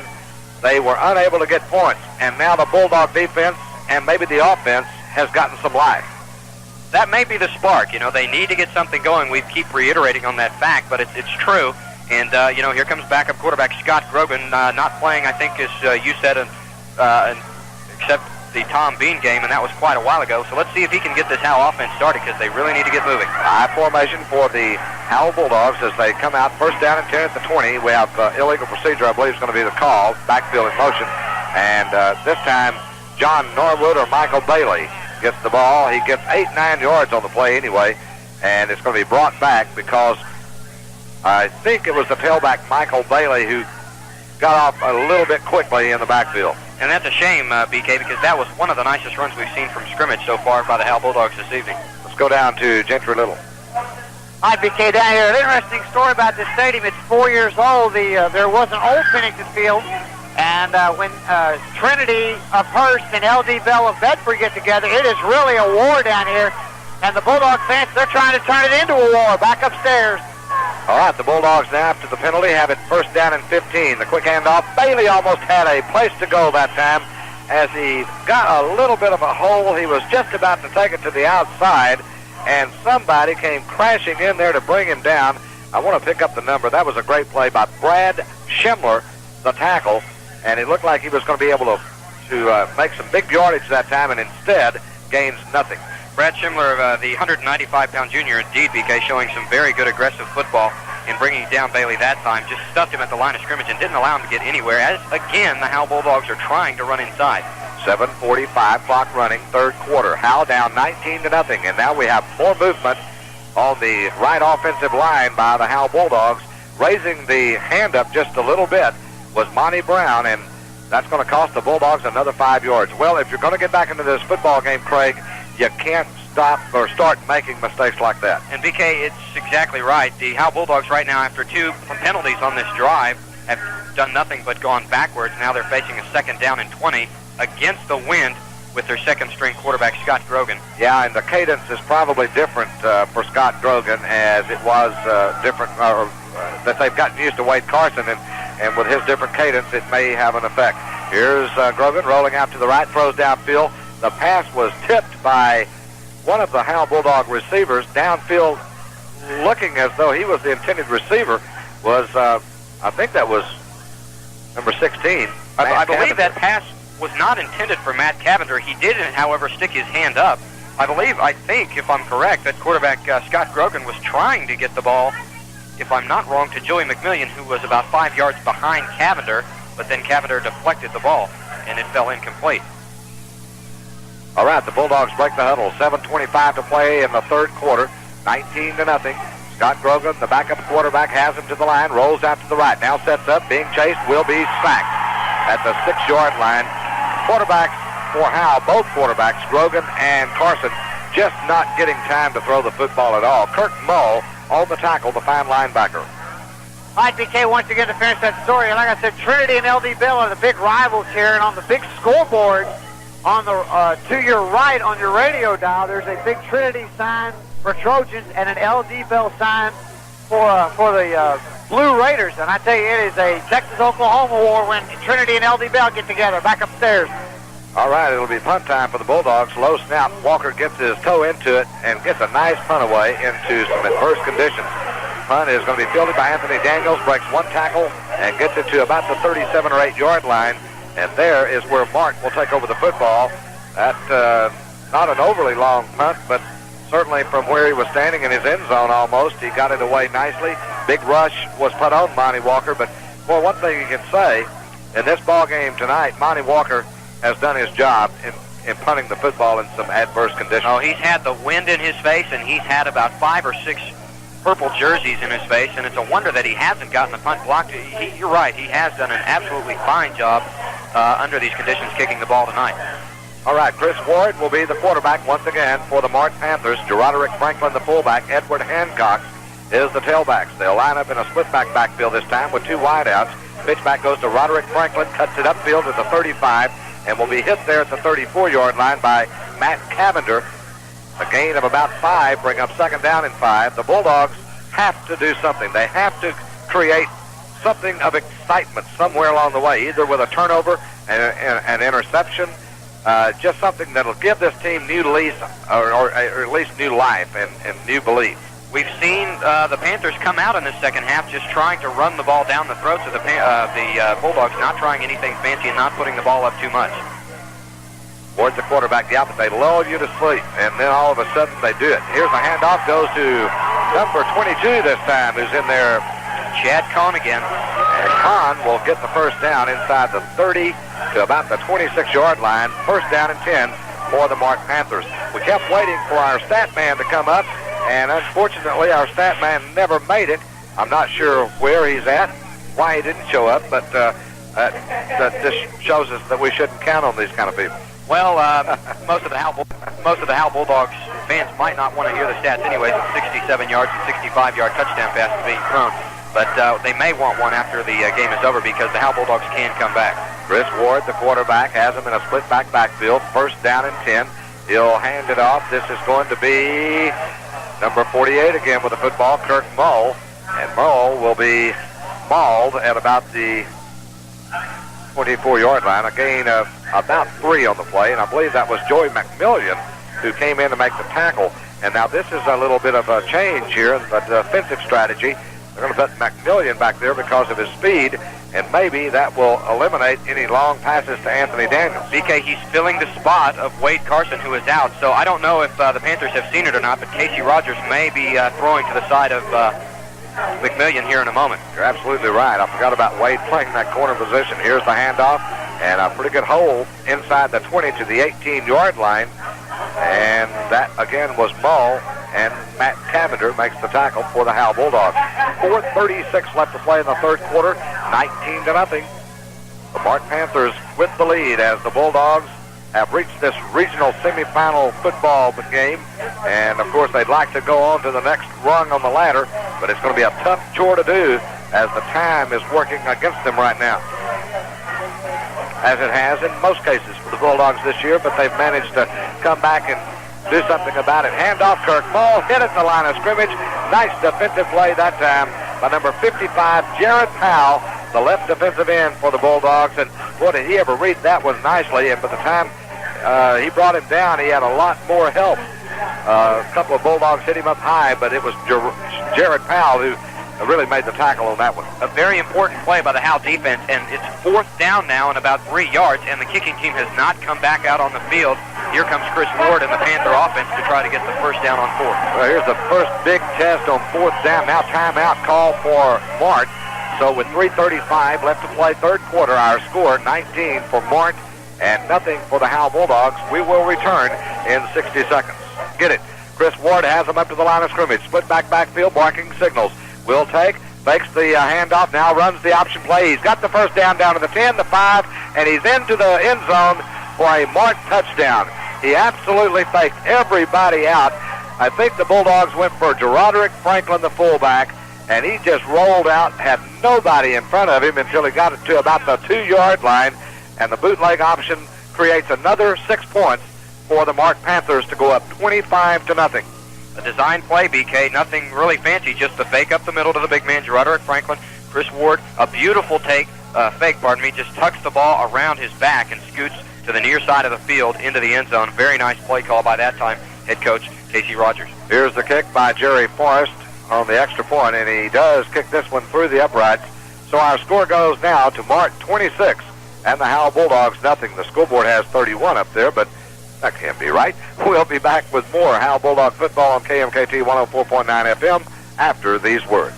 Kick, and this one will be right down the middle. It's going to be fielded by, looks like that is Michael Bailey up to the 15-20, spins out of a tackle at the 25, still trying to go and does manage to get to the 26-yard line. A good return that time by Michael Bailey as he fielded that ball right on the goal line. Let's go down to Gentry Little. IBK down here on the field. The defense of Howe came off. They looked tired. They looked worn out, and there was just sweat dripping out of their helmets. I know it's probably minus 28 million degrees down here on the field, but these defense is tired. You can tell it. Their legs are starting to give out. One of the linebackers came off and said, I hope the offense can stay on the field for a while so we can get our legs back upstairs. Yeah, that's the key there. Their defense has been on the field quite a bit. Here's Grogan hands it off quickly. John Norwood, and he'll pull tacklers across the 30 out to about the 34-yard line, a gain of 8. And John Norwood showing that his legs are still under him. Very nice run that time by Norwood, exploiting the hole up the middle over the center. This time, Daniel Williams, who got a nice block on the nose guard, tackle Brad Schindler, and a very nice gain of 8, and maybe they can start to get the offense moving. Scott Grogan has him back to the line. 2nd down and 2 for the Bulldogs. Here's a little inside handoff, goes to Bailey. Will be close for the first down across the 35 up to about maybe the 37. He has to get, actually, if he got the 37, it will be a first down. It looks like from here that it may be close enough for a measurement, and we'll find out here in just a moment. 2:31 left to play in this third quarter. The Bulldogs trailing 26-0. Are there any miracles that you can think of right now, Craig, that can get the Bulldogs back in this football game some way? Well, very few, but then you've got people like Joey McMillian and then Michael Ross. Remember, those two guys keyed up and brought the Howe Bulldog offense back in the Bells game for the win on long touchdown runs and passes. So, never count them out like we've repeated before. There are several factors, things that could happen, like football. Anything can happen anytime. But the Howe Bulldogs, I don't recall, have been down by this many points and have been able to come back, but you never know.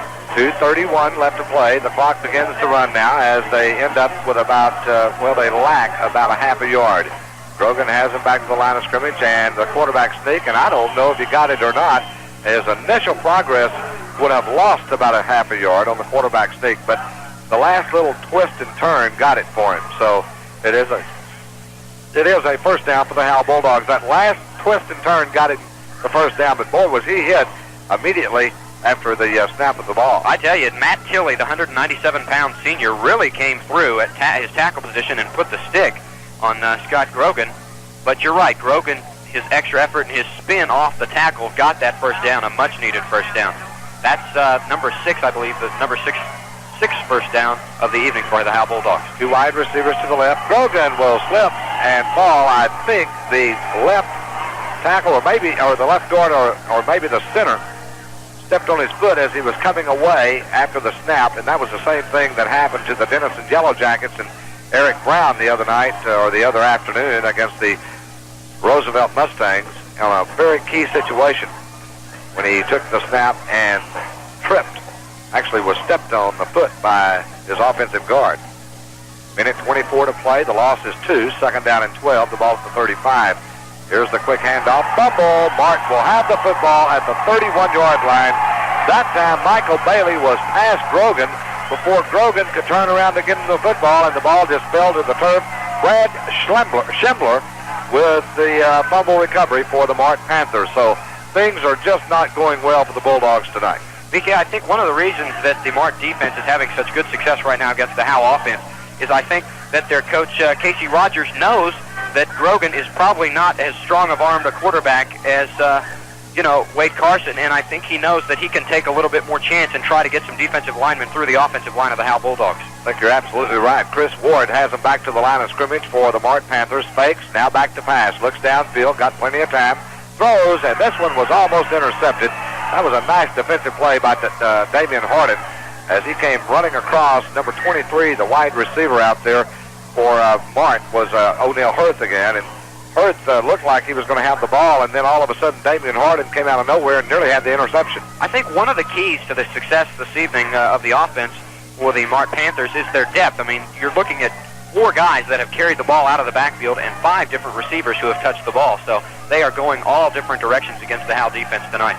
Second down and 10. The Bulldog defense has played well most of the night, though. I'll have to tell you that, because they really have been on the football field a lot tonight, and you can't ask a defense to stay out there time after time after time after time and not expect them to give up some yardage eventually, because it's very tough out there, and they've got to be tired. I think you're going to see maybe Jason Mitchison, Jared Powell, Daniel Williams, Todd Ray, and all the rest of the Howe defense telling mom and dad not to wake them up in the morning for breakfast, because, they are going to be very tired indeed after playing a game like this. They have been on the field quite a long time against this Panther offense. We have 3 aces on the scoreboard here in the third quarter. That's all we have left.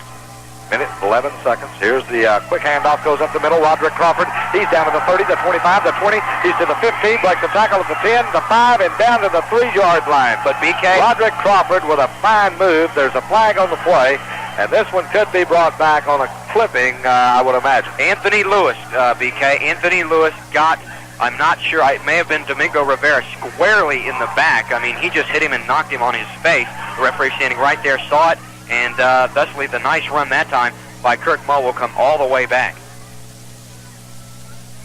So, with 1:02 left to play in the third quarter, and that was Mull, wasn't it? I think I called Geroderick Franklin with the football, but it was Mull, as you said, and the clip, as you said, was on Anthony Miller, or Anthony Daniels. A lot of Anthonys out there. There are a lot of Anthonys. You're right. Well, I mean, there's not an Anthony Miller, but there's a lot of Anthonys. There could be. They've been changing jerseys, and all their numbers are messed up, and everybody in the dog has been carrying the ball out of the backfield, so you never know. 53 seconds left to play in the third quarter. Second down after the penalty. They need 15. Here's the quarterback being rushed. Going to be hit and dropped in the backfield. And coming on the blitz that time was Todd Ray, and I say blitz. He was actually playing the corner on that one, and he's been playing defensive end. And all of a sudden he lined up on the corner, and here he came and got the quarterback. Oh, Todd Ray, the senior, was just licking his chops. I mean, you could see him put on the extra speed as he saw Chris Ward, the quarterback, pull up and get ready to throw the ball, and he just had a clear shot at Ward's back, and he exploited it as Ward took the opportunity to hold the ball a couple seconds because he had no idea that Ray was coming so fast from behind, and Ray just unloaded on the quarterback Ward that time. Winner of this football game, of course, will take on the winner of Pilot Point and Clifton, and now we have another penalty that's going to be called against the Mart Panthers as number 55, Matt Tilley. He decided he wanted to go out for a little walk or down to the park or somewhere. He was the only one moving, and that's got to make you feel so goofy. Let's go down to the field with Gentry Little. All right, BK down here again on the field on about the 50-yard line. The Howe Bulldog defense has done really a good job here in this second half. I mean, you take away the last touchdown, and they played real well as we're getting ready to wind down the fourth quarter. And I tell you, BK, Howe just couldn't do it. I mean, they get a couple of breaks. We got a new ball game back upstairs. Well, there's a guy that hasn't given up, I'll guarantee you. 26-0, that's the end of the third quarter. We'll be back with a fourth and coffin quarter coming up in 60 seconds here on KMKT 104.9 FM. Keep it going, Bulldogs. You're looking good, and we're proud of you. This message is from the... Had a little pass rush put on him. He had to throw the ball a little quicker than he normally does, and he didn't have time to look for his secondary receivers. He went that time to his primary receiver, Anthony Lewis, and it gained about 2 or 3 yards. The Howe offense may have a little bit of problem trying to get it started here in the third and fourth quarters, but by no means is the Howe defense looking shabby. They are looking very good as they did rush the quarterback that time, Chris Ward, very fast. Low snap, kick away, though. And let's see, it's not going to be fielded by any of the Bulldogs. And this one is going to be rolling dead at the 1 yard line, and they call a safety. His feet, I think, were in the end zone. Not a safety, but a touchback. People in Radio Land think, yeah, oh boy, two more points. 2 more points here? No. Well, they are going to say he's down the ball at the 1 foot line. Now the officials, that's right. The official signaled that the ball had gone into the end zone. Maybe he's not up on his signals very well, but I think he's telling the referee that his feet were in the end zone. Yeah, they're having a little bit of a conference, and boy, this would be devastating to the Howe offense if that ball could get any closer to the goal line. Well, they're going to give him the ball. Oh boy, that's inside the 1 yard line. I don't think I've ever seen a kick down that close. Well, now this should be brought out to the 20-yard line. I tell you, I just don't understand this. Well, now, I may be wrong, and I may be calling the wrong thing, but his feet looked to me like they were definitely in the end zone. Yeah. He was laying down in the end zone. He did kill the ball before it went into the end zone, but part of his body was in the end zone, and I think that constitutes coming out to the 20-yard line. I think you're very right in saying that. At any rate, it's first down and 10 for the Bulldogs. They have the ball on about the 1 yard line, if that. Here's Grogan, fakes. Now we'll run it out. Safety is going to be called here, I think. He might have got it out. And he did. He did by the hair on his chinny chin. That is so close. That's a very good description because of the fact that that's exactly how close it is. If there is a hair between that and the goal line, I will be surprised. I said just a second ago that I didn't think the ball could get any closer to the goal line. I hadn't seen the ball that close to the goal line before. Well, I have now because the ball is on the goal line, balanced there, and I would not want to be Scott Grogan right now. Well, Grogan really is in a mess. I agree. Formation.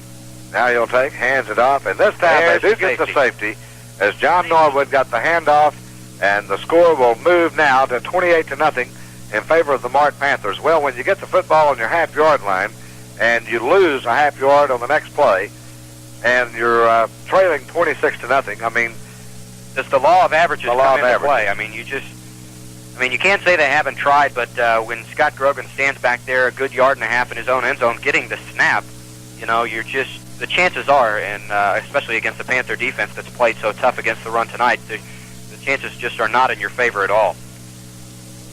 Well, at any rate, with 10:34 left to play in this football game, our score has changed again, this time on the safety.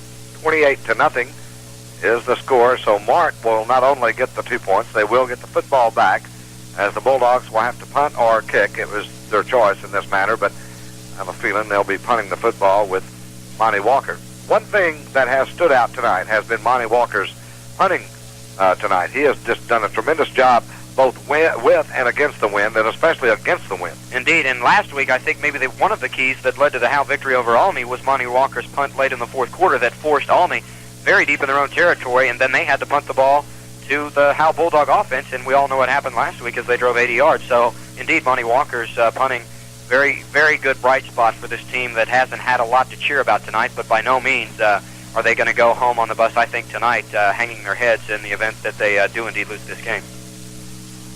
And Monty is deciding now whether he wants to punt the football or...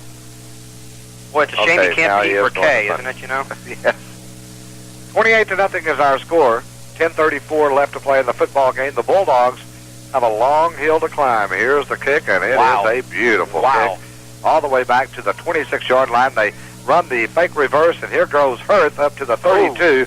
And what a nice defensive tackle by James Fullencheck for the Howe Bulldogs. I'll tell you, Fullencheck got back some of what he took earlier in this football game. He took a shot early, and he just gave one back that time. I don't know if my eyes were deceiving me, but James Fullencheck, when he was running up the field, he saw the man coming his way, took his napkin out of his pants and put it around his neck because he just ate his lunch. I mean, he put him on his back after the fine punt by John Norwood. You're absolutely right there. He did eat his lunch, and, if nothing else, if we can't come back and win the football game, at least with hits like that, you'll remember it, and certainly you can go off this field with your head up high and standing proud, and I'll guarantee the Bulldogs can do that. 28-0 is our score. 10:28 to play. Handoff goes to number 23, and there's another hit. Wow. Domingo Rivera really just leveled. Not sure who that was. It was Chad Cohen, and I think Chad Cohen is going to be maybe asking the quarterback, Chris Ward, maybe hand the ball to somebody else next time, because I don't want to get hit like that again. Well, Casey Rogers, the coach of Mart, said from the films that they have looked at of the Howe Bulldogs, this is the most aggressive and certainly scrappy defense that he has seen. And I think the Mart Panther players, if they would tell you the truth after this ball game, they're also a very hard-hitting ball club. They will make you pay for every yard you get most of the time. And just like here, here's the handoff, hit in the backfield. Monty Walker, and who else was on the tackle? Number 66, and that's Jason Mitchison. And they hit the running back just about the time he took the ball from the quarterback. So Mart, and you might think that they're substituting freely. They're not really, because they have got just about everybody they started with in the lineup right now. Except for one person, and his name is O'Neal Hurth, and he's not in there because if you remember just a moment ago, James Fulencheck ate his lunch. Lobo Carroll, you're right. Lobo Carroll goes out wide to the right. Anthony Daniels to the near side. The quarterback, Chris Ward, on 3rd down and 6. Here's the quick pitch, goes to number 22. He'll have the first down, 40, 45, up to the 50, and out of bounds at about the 49-yard line in Bulldog territory. That's Chad Cohen again, and Cohen picks up about 11 yards on the play as the Bulldogs, Matt Cavender, run him out of bounds over there, but Mart has another first down. I think that's the first time, maybe the second at the most, that we have seen the Mart Panthers run around the far right side, and it was a great play call indeed. I think Casey Rogers knew that he couldn't get the first down up the middle, and just took the opportunity to run it around the outside right end with Cohen and easily pick up the first down. 8:55, clock stop now. The out-of-bounds tackle by Matt Cavender. Here's the pitch. It will be a sack in the backfield, actually, by Monty Walker, who's slow getting up. Let's go down to Gentry Little. The gain was, actually about a -1 on that one. Bring up 2nd down and 11 for the Mart Panthers. All right, BK, once again down on the field, 8:47 to go. Here, 28-0. What happened was on the safety, the coaches and even Ricky Ake, the trainer, were kind of saying that the Mart defender's body was in the end zone, but the referee said as long as the ball was touched before he went across the plane, then it was on the 1-yard line, and unfortunately for Howe, they got the safety. Oh, we have a break in the action. The wind has picked up. Looks like the flags are standing straight out, and they're still blowing the crosswind now. The swirl is not there anymore. And the Howe fans are still here. They're still supporting their Bulldogs, even though it's not over yet, but 8:47 to go. Got to go a long way. According to the referees right now, real quick, BK, that Howe does not have a penetration in the ball game. They have not crossed the 20-yard line of the Mart Panthers tonight. So Howe's offense got to get rolling. Back upstairs. Yeah, you're right, and the penetrations haven't been there, but neither has the scores, and it doesn't matter when you're playing scores against penetrations. Score's going to beat you every time. But, I heard his explanation. I still do not agree with the explanation on the safety a moment ago. You have to have control of the football to down the football, and he was not in control of the football. I think you have to do more than just touch it if you end up in the end zone recovering the football. That's very true. I want to kind of pick up on something that I just saw down on the field in our sideline reporter, Gentry Little. I know he's cold, but that was a brilliant dance he was doing down there and moving all different kinds of ways, and maybe has a career in dancing if he wants to. He might get out there and run the football dancing around like that, for the Bulldogs at least. Chris Ward has him back to the line of scrimmage on 2nd down. The pitch back will go to a new running back in there. That's going to be 17, Cedric Nobles, and Nobles will get it to the Bulldog 46-yard line. There he's run out of bounds by Kevin Gray. And Gray has really come on in the second half and played an outstanding football game defensively. In the first half, we didn't mention him all that much, but even though we didn't, I bet you anything he was around the football somewhere, and maybe he was on the bottom of most piles, and we didn't see him. 8:06 to play in the football game. 28-0 is our score. Mart with the football and the lead. As they break the huddle, Chris Ward, the 176-pound senior, has him back up there, looking over that Howe Bulldog defense. 3rd down and 7. 6-man front for the Bulldogs. Actually, you can say a 7-man front with the linebackers. Here's Cedric Nobles again. And Nobles shows some fine ability to cut back against the grain. He gets it inside the 45 to the 44, and it was John Norwood on the tackle that time. Cedric Nobles looks like a fine running back, and it looks like their depth on this team may indeed be as good as anybody I've seen this year. Indeed, their depth is outstanding. That makes number 6. 6 running backs this evening for the Mart Panthers who have carried the ball. So, indeed, they have some absolute depth, to say the least, back there at the running back position. 7:11 left to play in the football game, waiting for the snap, and here's the punt away on 4th down. It'll bounce at the 10, and inside the 10 to the 5. Look out, they're going to down this ball again, and they do it again at the 1-yard line. Well, if there's one thing that I'm not sure about, and I was going to ask Coach Joy McQueen this before, the Bulldogs most of the time elect not to field the ball. And it's really cost them tonight. Let's go down to the field quickly with Gentry. All right, BK, once again down here on the field, and again, a great punt job by Mart inside the 1-yard line, about the 2. And I tell you, if Mart goes on and wins this game, whoever they play next week, either Pilot Point or the Pilot Point game, I tell you, the kicking game and the specialty teams could be a major factor in this game. Back upstairs. Yeah, it very well could be, as it is in most cases, but I want to say one thing. The Howe Bulldogs have certainly not got anything, and you hear this every time when a team loses. You try to make up all these nice things to say about a football team that you've covered all year long, but, I'm going to have to use that same cliche, I guess, and say the Bulldogs just don't have anything to hold their head down about, because they have had a great season when most people didn't expect them to be here anyway, and unlike a lot of teams that say, hey, we're just happy to be here. They were happy to be here, but they were happy to be there and felt like they had an opportunity to win every football game they played. Here's a quick pitch, goes to John Norwood, gets outside 15, 18, 20-yard line. That might have been the biggest running play of the night for the Howe Bulldogs, as on that quick pitch, after the fake up the middle, Norwood got it, and, he was just a step or two of breaking that one for some big yardage. And that was, as you said, the longest run tonight from the line of scrimmage for the Howe Bulldog offense. 20 yards that time on the run by John Norwood, the 185-pound senior. Yeah, in case you're wondering, the ball is at the 20. Actually, the ball was on the 1-foot line when he took that pitch. 19 and a half. Yeah, 6 minutes left to play in the football game. Here's Grogan, the quarterback, hands it off. Norwood hit at the line of scrimmage, and boy, he was turned around about 2 or 3 times by a couple of those purple-shirted Mart Panthers. This Mart Panther team is a good football team, I will guarantee you, and they will give whoever they play next week fits, whether it be Pilot Point or Clifton. The last score we had on that ball game was 14-14. I'm sure that game has changed considerably since then, as that score came early in the first half, so they were really putting on some points in that game on the scoreboard. 5:24 left to play in this one, 28-0. Mart with the lead. Here's Grogan, fakes, rolls out to the right, looks downfield, now pump fakes, throws, got a man, Fullen check, dropped the football at the 30-yard line.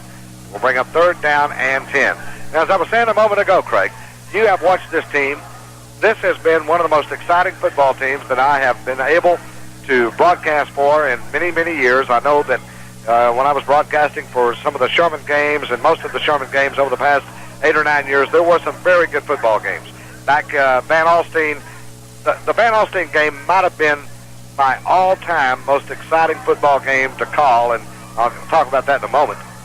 But the Bulldogs coming to the line of scrimmage, facing 3rd down. Here's Grogan rolling out, be in trouble, reverses his field, comes back around. Look out, he is going to be in deep trouble. Throws anyway up the middle to Norwood, and Norwood will be brought down to the 13-yard line. Well, just when it looked like things were very bleak for Scott Grogan, he somehow found John Norwood, and Norwood was between 3 of the Mart Panther defenders, and he somehow got the ball in there to him, and I think it surprised Norwood more than it did anybody. And it surprised me as well, BK. I mean, that has got to be one of the nicest completions we've seen all night. I mean, on both sides of the field, even though the Mart Panthers have 28 points, give all the credit in the world to Scott Grogan, who ran around there like a rat being chased by about 150 cats. I mean, just frantic as all get out back there. All the way back at his 2-yard line after he retreated 18 yards, turned around, saw one white jersey in the area, threw the ball, and he got a completion. All right, the Howe Bulldogs facing 4th down and 18 with 4:13 to play in the football game. Monty Walker waiting, gets his, oh, that was not Monty. Monty was injured a moment ago and was taken off the field, and I think that was number 30. Fulencheck. I believe it was Fulencheck that time. James Fulencheck punting the ball, and very nicely, BK, he punted that ball from about his 8.5-yard line, and I think they're going to spot the ball all the way back at the 36-yard line of the Mart Panthers. It was either him or Robert Arizmendi, I think. I saw number 30 back there, but you're probably right.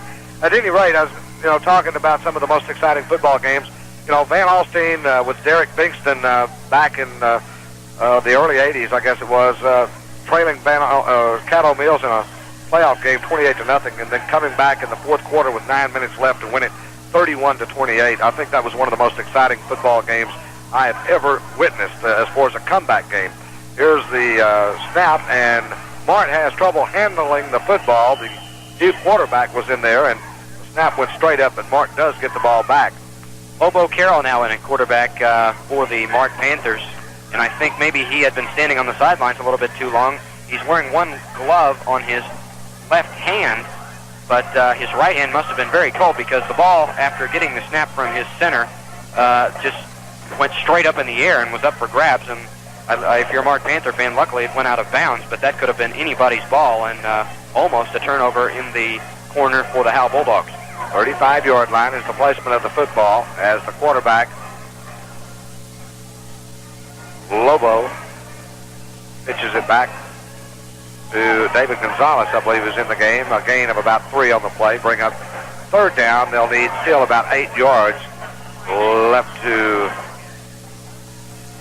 go to the first down markers. At any rate, some of the other games, of course, Denison, the Yellow Jackets, one of the all-time, I think, best games played at Texas Stadium against Waco Richfield, a game in which Eric Harper intercepted a football on the last play of the game when Waco Richfield was down on the 1-yard line with time running out, and Harper returning it all the way for the touchdown. My goodness, that was so exciting, and only to have Denison lose in the next round of the playoffs in the semifinals to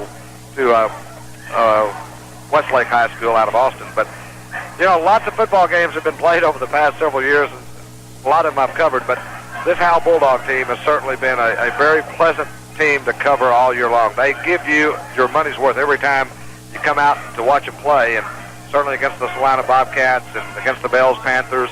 I mean, how much better football could you want to see? Against the Alny Cubs, here's the high punt. It's going to go off the toe and out of bounds at around the 37-yard line, so Howe will have it. Nice defensive stance that time, BK, by the Howe defense, who has not given up, even with 2 minutes about remaining to play in this game. Let's go down to Gentry Little. All right, BK, as I get out of the way of these chains that are coming down this way, 2:32 to go. Coach Queen is taking off his headphones, but he's still calling the plays and coaching, so he knows this game's not over yet, even though they are down 28-0. And I tell you, the wind has really calmed down. Even though the flags are blowing, they're not swirling. The wind is not swirling as much. And we'll have to see what the Bulldogs do on offense here with 2:30 to go in the game. Howe Bulldogs come to the line of scrimmage. The ball at the 36-yard line. Scott Grogan has them in a split backfield, back to pass. Fires over the middle. He's got a man and a fumble as Michael Bailey had the football into Panther territory at the 48. He was hit tremendously hard by, I believe it was number 32, coming in to make that tackle, Roderick Franklin. He's separating them from the football, and the Mart Panthers have recovered with 2:25 to play. That looked like it was going to be maybe the best play of the night. Yeah, BK, when things go bad, they just seem to go bad in all directions. A very nice pass that time by the backup quarterback, Scott Grogan, and almost as nice a catch by the running back, Michael Bailey, who did have all day to run until he was knocked flat on his back and coughed up the ball. But you're right, that was about maybe the nicest play we've seen the Howe offense commit all night. So at quarterback once again for the Mart Panthers, this time is Wesley Littles. And Little is only a sophomore, 123-pounder out there. Also got a new running back. Edward Hancock is out. And I believe that's Lester Medlock came in to oh, maybe it is Hancock still in there. At any rate, 2:01, the clock moving. 28-0 is our score. The Mart Panthers are going to win this football game and advance to the regional finals next week against either Clifton or Pilot Point. That game, of course, had the Bulldogs won tonight, that game would have been played at Plano Clark Stadium next Friday night. And we have movement on the offensive line of Mart, so that will cost them 5 yards. Bulldogs, the last time I believe they were shut out was by Pilot Point, and that was several games back, 24-0. And the only time, actually, they've been shut out all year. Yeah, you have to go back all the way to the 4th game of the season to find that game with Pilot Point winning 24-0. And you're right. It has been quite a while that the Howe Bulldogs have been shut out. That just shows how good they have played after losing to Pilot Point. Split backfield. Here's the pitch. Goes to number 22, and, of course, that's Chad Cohen. Crosses the 45 to about the 47-yard line. Will bring up 3rd down. We'd like to thank not only our Howe Bulldog sponsors, but all of our sponsors from this past year, from Bells and Salina and Tom Bean and all those schools that we've covered this year on KMKT. We certainly do appreciate your sponsorship for our high school game of the week. And then throughout the playoffs and a game or two during the regular season, the Howe Bulldog sponsors have really shown their support, and especially as of late, in sponsoring this Bulldog football team. And the fans that have come out and really supported this team and still supporting them across the way. As we look on the last play, a fine tackle made by one of the Bulldogs, and boy, the fans give them a standing ovation. Right now, the band for the Howe Bulldogs playing up a storm over there will be their last time to play during the 1990 football season, but certainly they'll be heard from again, not only next year, but for the rest of the year. Basketball season, of course, is upon us, and I know the Bulldogs didn't want to start thinking about that after this week, but in retrospect, that's what's going to happen, and we do wish them well in their basketball season. Here's the punt, and it's going to be landing at about the 26-yard line, getting a little bit away from the football game, but it's all irrelevant right now with only 20 seconds left. The Bulldogs did force Mart to punt the football again, and they will have their hands on it one more time during the 1990 football season. Bulldogs will go to 6-5-2 on the season.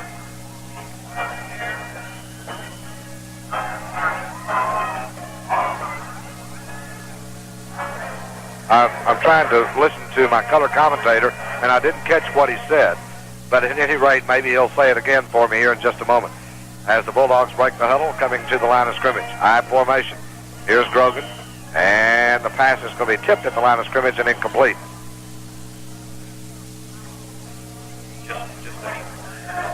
It's 28-21, Pilot Point leading. And 17 seconds left to play in this football game.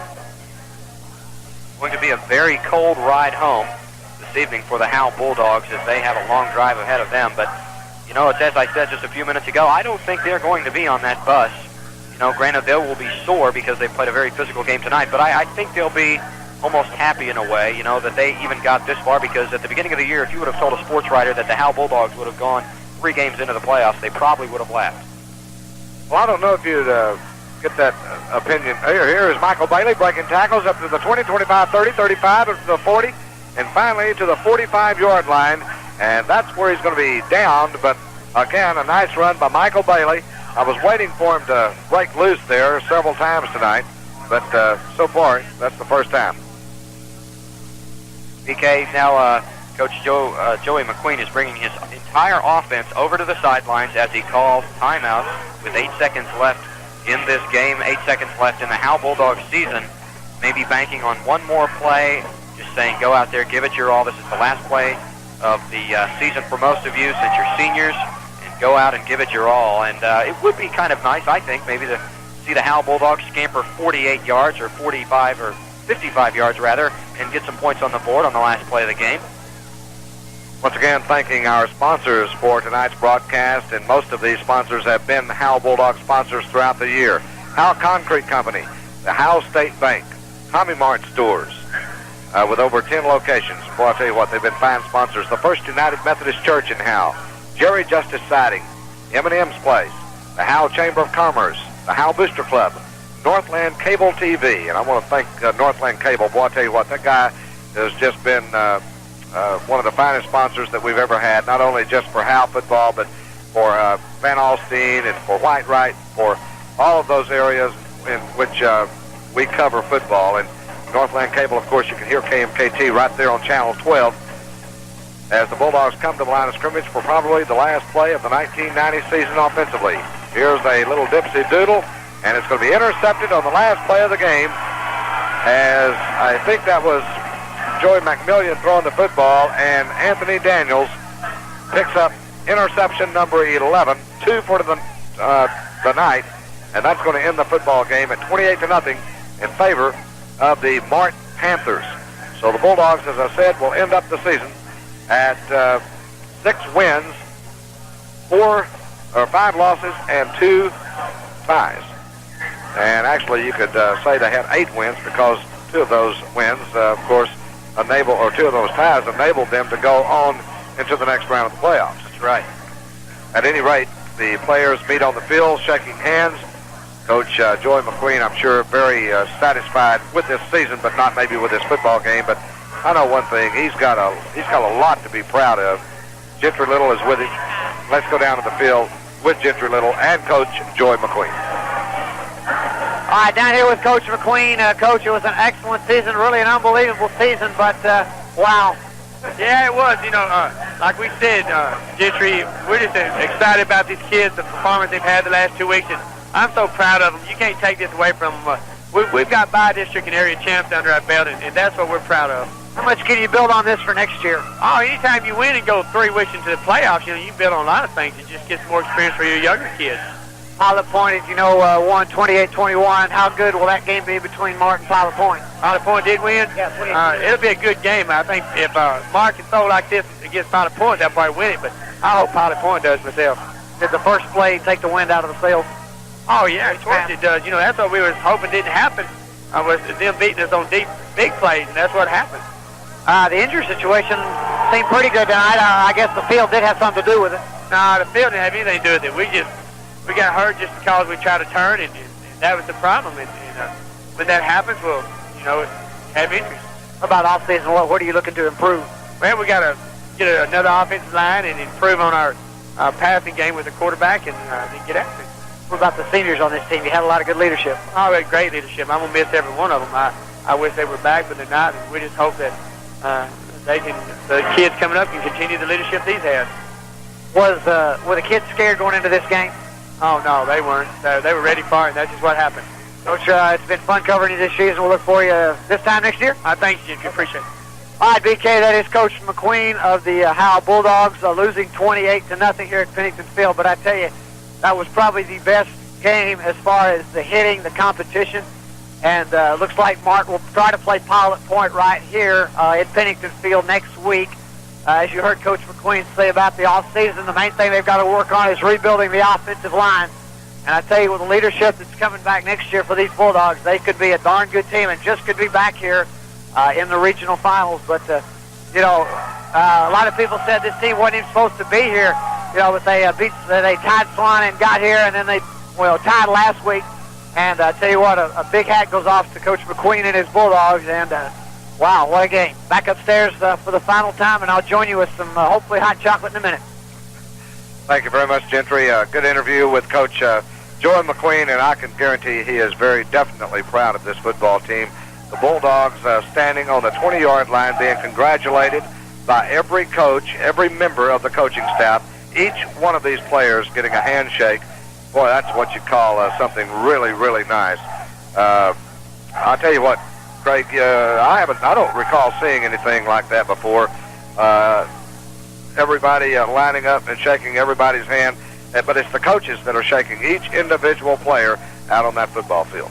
It's one of the nicest things I think I've ever seen as far as high school football goes. You're right there. Each one of the coaches is walking down the 20-yard line, hugging the players, shaking their hands, maybe wiping some tears. A very nice scene here at Pennington Field, and you can't say more about this team and about the coaching staff and about head coach Joey McQueen, and what we're seeing right now is just an even finer display of what kind of leadership and what kind of men are out on the field leading this Howe football team, and I think it's very much deserved that they're treated this way. They've had a great season. They played very fine football in the playoffs, and it's a very nice gesture to see something like this. And Another fine gesture I saw, BK, was when Joey McQueen walked out on the field as the game was over.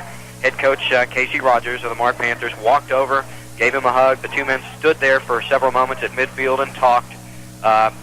Casey Rogers didn't immediately run over with his Panther team and celebrate. He went immediately to the coach, and I'm sure gave Coach McQueen a lot of positive stroking and said some nice things to him, and just basically congratulated him on a very fine season. And well, Casey Rogers is certainly a fine coach and a fine gentleman, and I could tell that when I had my interview with him prior to the football game beginning tonight. And he's got a lot of class about him, and there were some things that we might have said earlier in the football game during the broadcast that maybe reflected his coaching. And believe me, I didn't mean for it to reflect his coaching. I think there are always sometimes some hot dogs on a football team that kind of makes it difficult not to be criticizing the coach, but I was not criticizing Coach Casey Rogers. Believe you me, he's got this ball club well in hand. He knows what he's got. He's a fine coach. They've been in the playoffs something like 24 out of the last 30 years. He's been here for the last 10 years. So certainly I'm not going to question his coaching ability nor how he handles his ball players in some adverse situations. I have a feeling that Anthony Daniels will be, and probably already has been, talked to, and maybe a couple of the other players that we mentioned during the first half. You didn't see that in the second half, did you?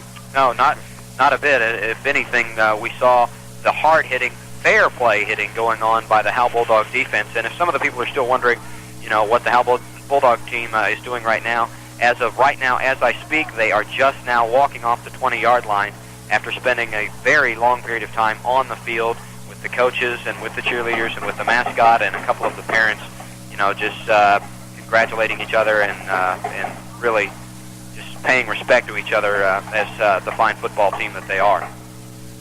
And again, to finish up some of our sponsor list, the Electrician's Place in Van Alstyne, MagnaFab, Northland Cable TV, I believe is where I left off a moment ago, but MagnaFab in Howe, of course, the Electrician's Place in Van Alstyne, would really like to thank these people out of town, nearby neighbors, of course, of the Howe community. Van Alstyne certainly fine supporters for the Bulldogs throughout their playoff season.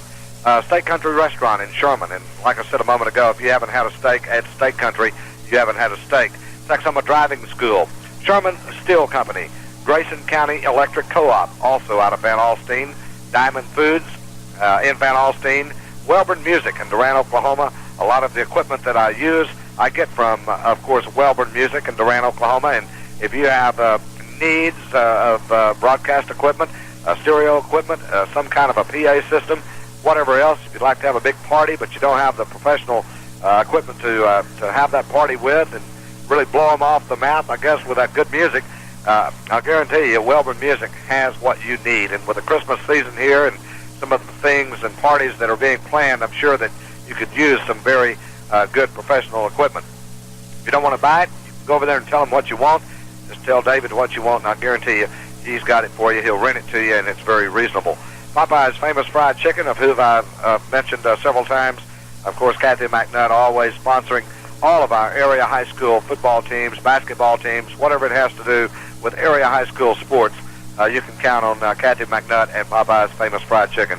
Grayson Sports Medicine, and these people are just great, great people. And, of course, Ricky Akey, who is the trainer for the Howe Bulldogs as well as the Austin College Kangaroos, does such a tremendous job in representing Grayson Sports Medicine. And really and truly, you ought to go by and view their facilities and talk to some of the staff members there, and I think you're going to be really impressed with Grayson Sports Medicine. And, Craig, I also